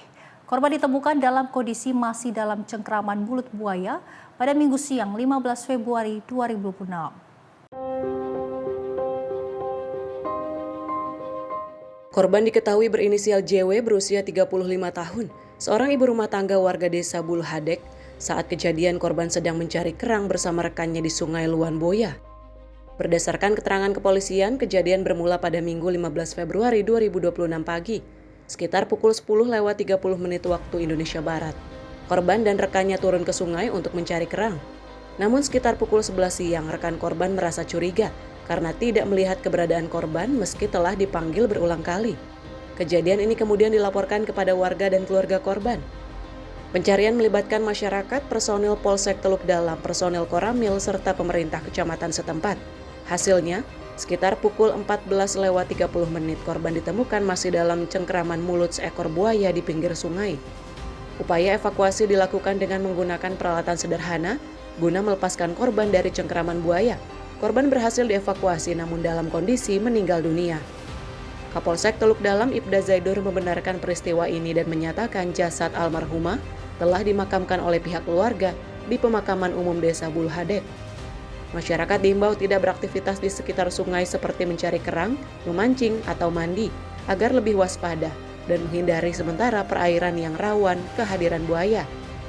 Sementara itu, Camat Teluk Dalam Andrik Dasandra menginstruksikan seluruh kepala desa untuk mengimbau warga agar lebih berhati-hati saat beraktivitas di sekitar sungai dan muara.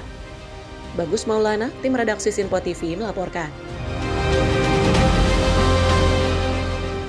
Kecelakaan tunggal menimpa mobil odong-odong di Jalan Parigi Taronggong, Desa Mekarsari, Rumpin, Bogor pada Senin siang 16 Februari 2026.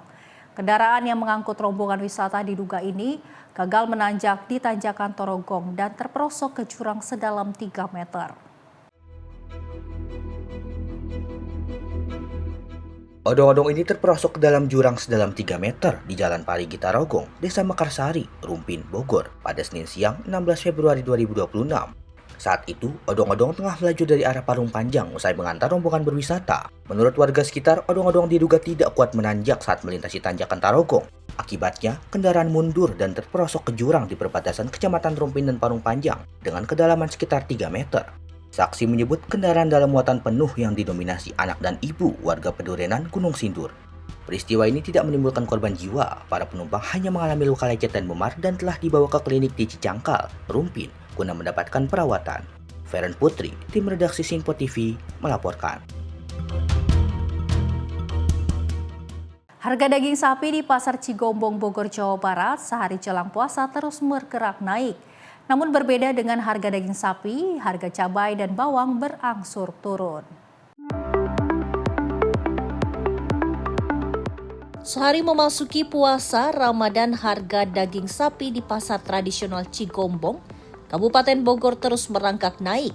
Rabu pagi kenaikan harga daging sapi disebabkan lantaran sulitnya mendapatkan bahan daging sapi, sehingga mengalami kenaikan yang signifikan. Harga jual daging sapi dari Rp100.000 per kilogram kini naik di kisaran Rp140.000 setiap per kilonya. Sementara sejumlah harga cabai dan bawang mengalami penurunan. Harga cabai dan bawang yang sebelumnya dijual di kisaran Rp120.000 per kilogram, kini menjadi Rp110.000 per kilogramnya. Iya bang. Kilonya berapa bang?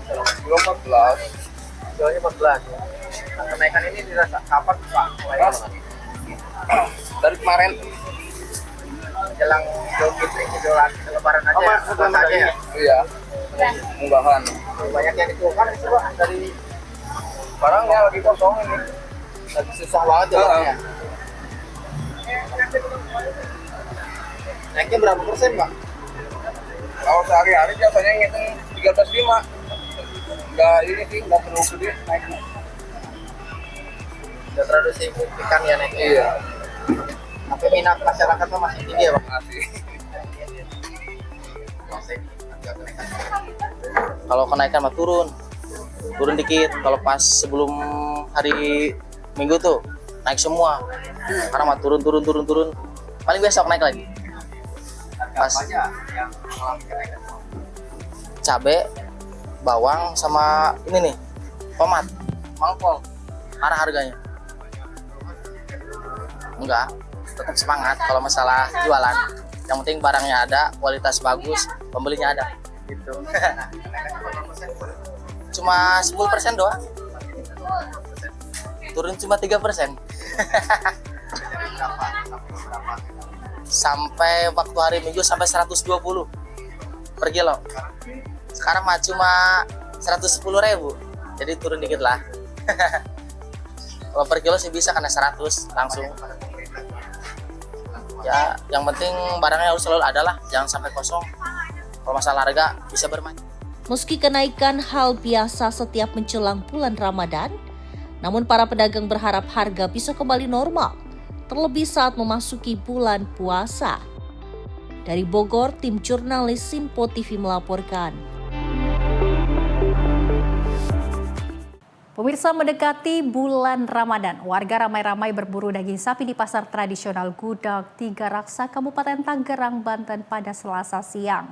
Meski harganya naik hingga menembus Rp150.000 per kilogramnya, namun warga tetap membeli untuk tradisi munggahan atau makan bersama keluarga dan kerabat sebelum melaksanakan ibadah puasa.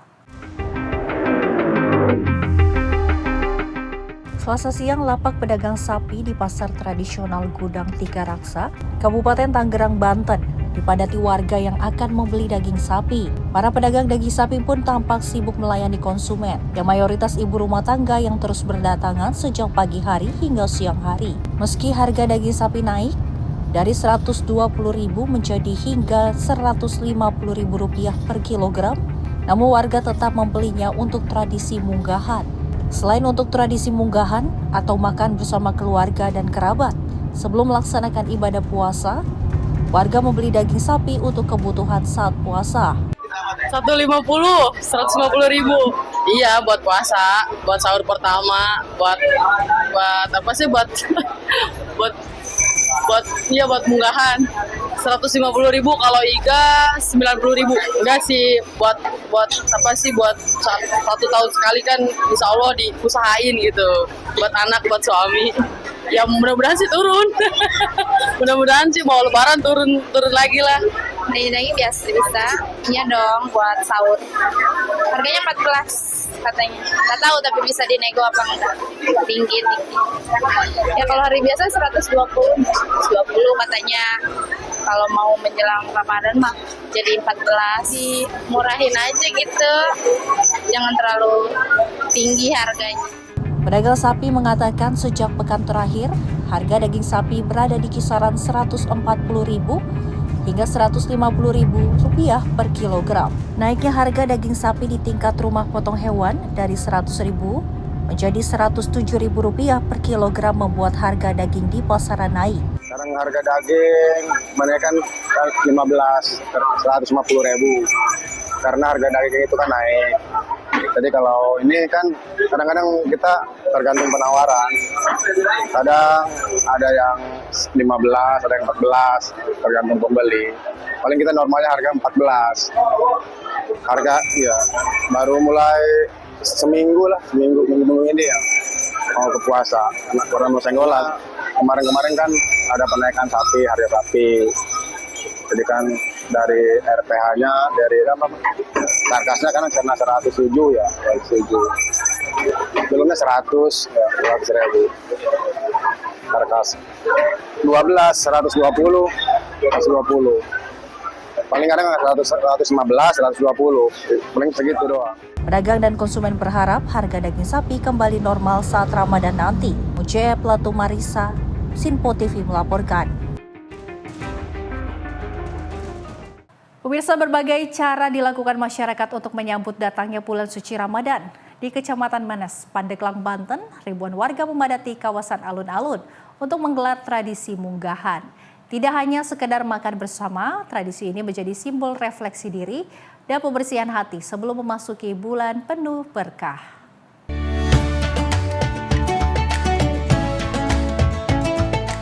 Suasana hangat penuh kebersamaan menyelimuti kawasan alun-alun Kecamatan Menes, Pandeglang, Banten pada Selasa sore. Ribuan warga dari berbagai penjuru desa datang berbondong-bondong bersama keluarga dan kerabat untuk melaksanakan tradisi munggahan. Dalam tradisi tahunan ini, warga menggelar doa bersama disambung dengan acara puncak, yakni babat cakar atau makan bersama di atas daun pisang. Beragam hidangan khas seperti nasi liwet, lauk pauk tradisional hingga aneka kue rumahan disantap dengan penuh sukacita sebagai wujud syukur. Menurut salah seorang warga, menuturkan bahwa munggahan mapak bukanlah sekadar perayaan semata, melainkan sarana untuk saling memaafkan dan mempererat tali silaturahmi. Selain itu, momen ini juga menjadi ajang edukasi bagi generasi muda agar tetap melestarikan budaya lokal di tengah arus modernisasi. Dalam rangka babacakan menyambut bulan suci Ramadan, yang mana kita di sini diundang oleh Bapak Camat untuk menghadiri acara babacakan yang biasa dilakukan tiap tahunnya bersama-sama kumpul sebelum bulan suci Ramadan untuk saling bersilaturahmi juga menikmati hidangan babacakan ini seperti tiap tahun yang sebelumnya telah dilaksanakan beberapa tahun yang lalu. Terus makanan ini dari mana dapatnya, dari pribadi atau dari iuran? Kebetulan hanya menghimbau saja ke Pak Camat untuk para instansi baik sekolah maupun pemerintahan untuk membawa bekalnya masing-masing ke hadapan ke alun-alun untuk mengitari seluruh alun-alun guna untuk bersama-sama melaksanakan babacakan. Pihak kecamatan mencatat, tahun ini merupakan kali keempat tradisi munggahan mapak diselenggarakan secara terpusat. Camat Menes, Usep Sudarmana, mengapresiasi tingginya antusiasme masyarakat yang menjadikan tradisi ini sebagai agenda tahunan yang dinanti. Ini tahun keempat kita setiap menyambut bulan suci Ramadan melaksanakan yang namanya makan bersama munggahan. Bunga mapak Ramadan itu artinya kita bergembira, senang menyambut datangnya bulan suci Ramadan. Diikuti dari mana saja, Pak? Yang hadir banyak dari seluruh lapisan masyarakat, termasuk para pelajar. Makanan disajikan bawa sendiri atau iuran atau seperti apa? Ada yang bawa sendiri, ada yang disajikan oleh panitia. Jadi campur aduk semua di sini. Ya, saya mengajak seluruh masyarakat Menes, yuk kita sambut bulan suci Ramadan ini dengan segala sukacita, dengan senang hati, supaya memang ibadah puasa yang kita lakukan nanti itu diberikan keringanan, ya, diberikan kelancaran. Kemudian juga kita isi-isi di bulan suci Ramadan nanti dengan kegiatan-kegiatan positif.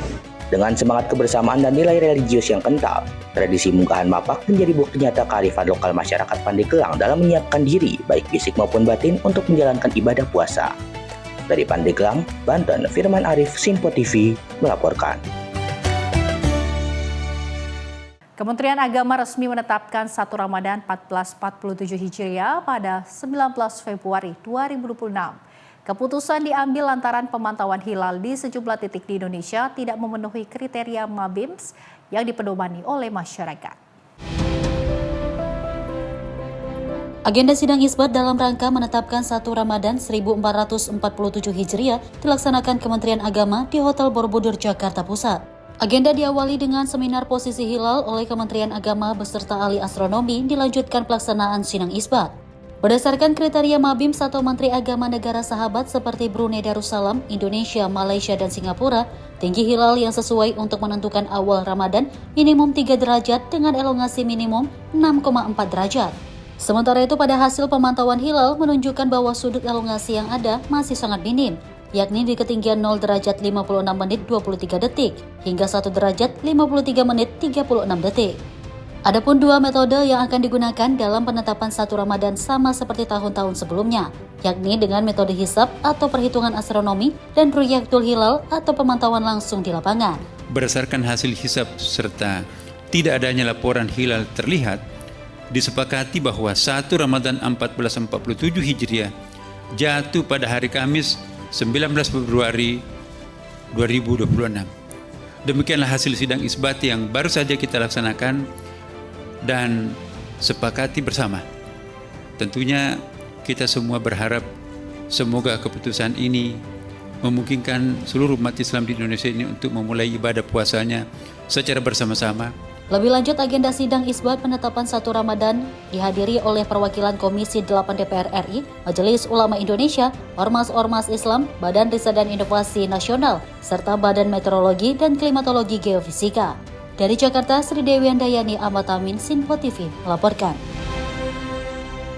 Pimpinan Pusat Muhammadiyah telah menetapkan 1 Ramadan 1447 Hijriah jatuh pada Rabu 18 Februari 2026. Dengan demikian, sholat tarawih pertama bagi warga Muhammadiyah akan dilaksanakan pada Selasa malam 17 Februari 2026.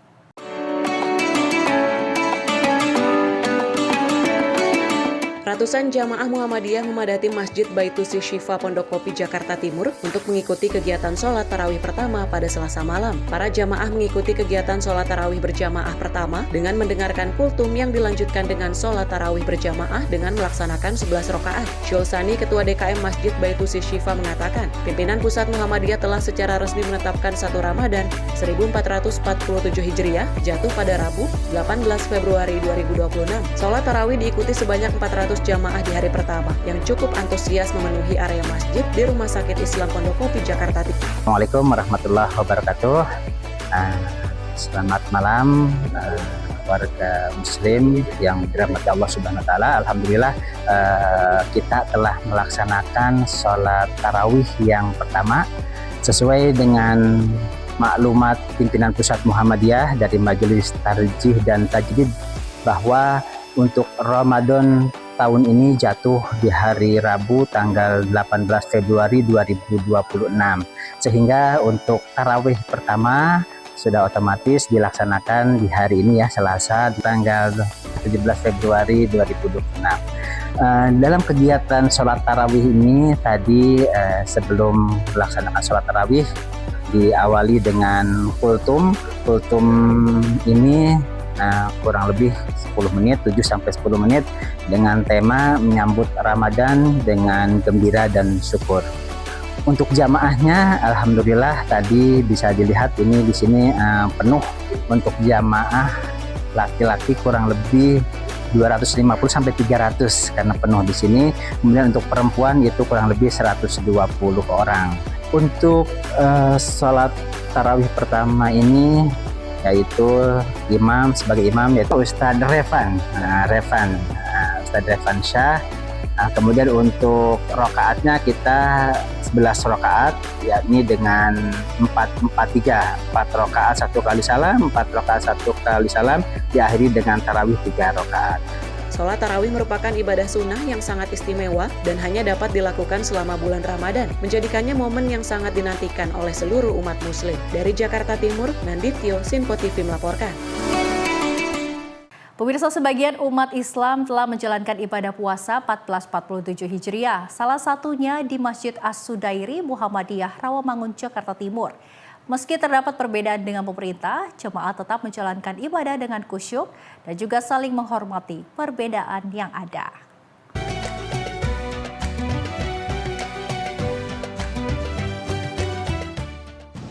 Ya baik pemirsa Sinpo TV, perbedaan awal puasa kembali terjadi dalam penetapan 1 Ramadan 1444 Hijriah, di mana di sejumlah wilayah di Indonesia ini sebagian umat muslim juga sudah menjalankan ibadah puasa pertama dan juga sholat tarawih pada Selasa 17 Februari 2026 yang lalu.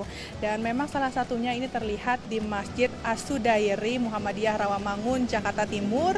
Ini juga telah melaksanakan sholat tarawih pertama ataupun terlebih dahulu dan juga memulai puasa sesuai dengan keputusan dari pimpinan pusat Muhammadiyah yang telah menetapkan bahwa puasa bulan Ramadan ataupun puasa hari pertama ini dimulai pada Rabu 18 Februari 2026.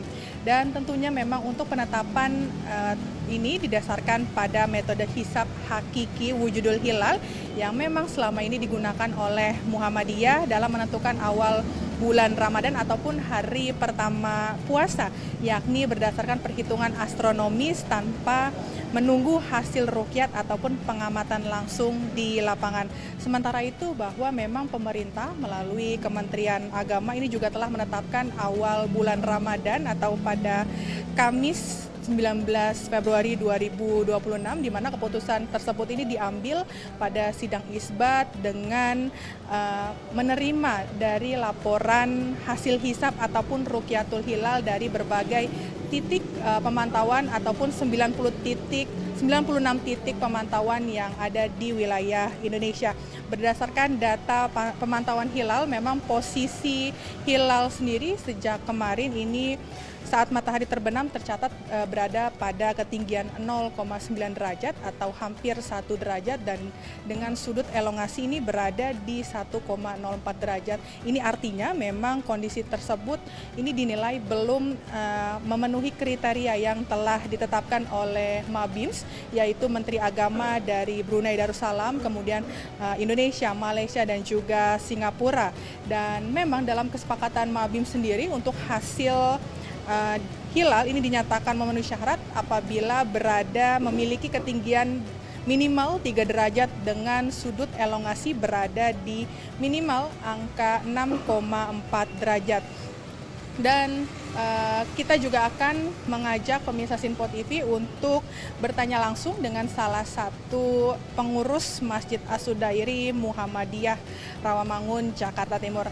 Halo Bapak. Halo Mbak. Ya. Bapak boleh perkenalkan namanya siapa nih Pak? Nama saya Abbas Pak. Nama lengkap saya Basuri Abbas MM. Sebagai bendahara di masjid ini. Sebagai pengurus, salah satu pengurus Masjid As-Sudairi Muhammadiyah Jakarta Timur ya Pak ya. Pak, ini kan adanya perbedaan puasa hari pertama dengan Muhammadiyah dan juga pemerintah sendiri. Ini dari Masjid As-Sudairi sendiri ada penyesuaian jadwal kegiatan ibadah nggak sih Pak? Seperti mungkin sholat tarawih begitu Pak? Ya, kalau kita pertama untuk menentukan Ramadan, kita menentukan satu Ramadan itu kita berdasar pada putusan Tarjih Muhammadiyah, jadi kita hanya ikut aja. Kemudian keterkaitan dengan kegiatan di bulan Ramadan ini, alhamdulillah tidak ada masalah, Pak. Tidak ada masalah. Jumlah jamaah pun juga cukup banyak karena banyak jamaah yang mencari tempat ibadah saat ini. Berarti artinya ini tidak mengurangi adanya perbedaan begitu ya Pak? Ada masyarakat yang sebagian mengikuti Muhammadiyah, ada juga yang mengikuti pemerintah begitu ya Pak ya? Iya, tidak ada perbedaan. Jadi tidak ada perbedaan jumlah pun untuk jamaah kita karena bukan hanya sekitar sini Pak. Kita ada jamaah yang memang dari jauh datang ke sini karena tahu bahwa di sini adalah sudah mulai sholat Ramadan Tarawih. Ini kan kemarin sudah melakukan sholat tarawih pertama ya Pak ya. Untuk jumlahnya sendiri ini ada kenaikan nggak sih Pak ataupun ada pengurangan begitu Pak? Karena mengingat ini ada perbedaan untuk menjalankan puasa begitu ya Pak? Ya, yang saya lihat tidak ada perbedaan Pak. Justru tadi malam itu tarawihnya cukup banyak itu. Jadi melimpah di lantai sini ada, di lantai 2 ada, di bawah penuh. Gitu. Di Masjid As-Sudairi sendiri, saya penasaran nih, kalau misalkan bulan puasa ada buka puasa bersama gitu nggak sih nih Pak? Ya alhamdulillah, insya Allah sudah setiap tahunnya. Untuk kali ini sebulan penuh insya Allah kita adakan buka puasa bersama. Jadi diawali dari berbuka dengan yang ringan, snack atau mungkin korma ataupun snack yang lain. Kemudian setelah itu sholat maghrib berjamaah. Setelah sholat maghrib berjamaah kembali ke area, kita bagi nasi kotak ataupun nasi bungkus. Berarti ini untuk buka puasa sendiri ini memang terbuka untuk umum ya Pak, tidak hanya di sekitar masjid saja ya Pak ya? Iya, untuk berbuka ini terbuka untuk umum. Kita juga sangat memfasilitasi para musafir yang dalam perjalanan untuk mempermudah mereka berbuka puasa. Oke Pak, mungkin terakhir nih Pak, ada nggak sih Pak pesan mewakili dari pengurus Masjid As-Sudairi Muhammadiyah Rawamangun nih Pak, ini kepada masyarakat agar tetap menjaga kerukunan meskipun melakukan ataupun melaksanakan puasa ini berbeda gitu Pak? Iya, walaupun kita puasanya tidak bersamaan waktunya, mari kita mengajak untuk selalu kebersamaan dalam hal yang lain, karena kita punya keyakinan masing-masing. Jadi Muhammadiyah punya prinsip sendiri, yang lain punya prinsip sendiri, tapi yang jelas kita ukhuwah Islamiyah, tidak ada permasalahan di masyarakat. Insya Allah kita tetap solid dengan masyarakat yang lain, karena kami juga dalam sholat tarawih ini mengambil dari imam-imam di masjid lain yang sekarang ini belum sholat. Jadi tetap menjaga kerukunan begitu ya Pak? Iya, ya, Pak, ya? Iya, tetap menjaga kerukunan antar umat di antara kita. Oke baik, terima kasih Bapak. Ya seperti itulah tadi pemirsa, bahwa memang dari pengurus Masjid As-Sudairi Muhammadiyah Rawamangun sendiri juga tetap menghimbau kepada masyarakat untuk mempererat dan juga kerukunan meskipun menjalani ataupun melaksanakan puasa ini berbeda. Ada yang di hari Rabu pada tanggal 18 Februari 2026 dan juga ada yang mengikuti pemerintah pada Kamis 19 Februari 2026. Tentunya momen Ramadan ini diharapkan tetap menjadi momentum mempererat tali silaturahmi meskipun diawali dengan perbedaan dalam penentuan hari pertama puasa. Demikian informasi yang dapat kami sampaikan dari Jakarta. Jihan Nabila dan juga juru kamera Azizul Hakim, Sinpo TV melaporkan.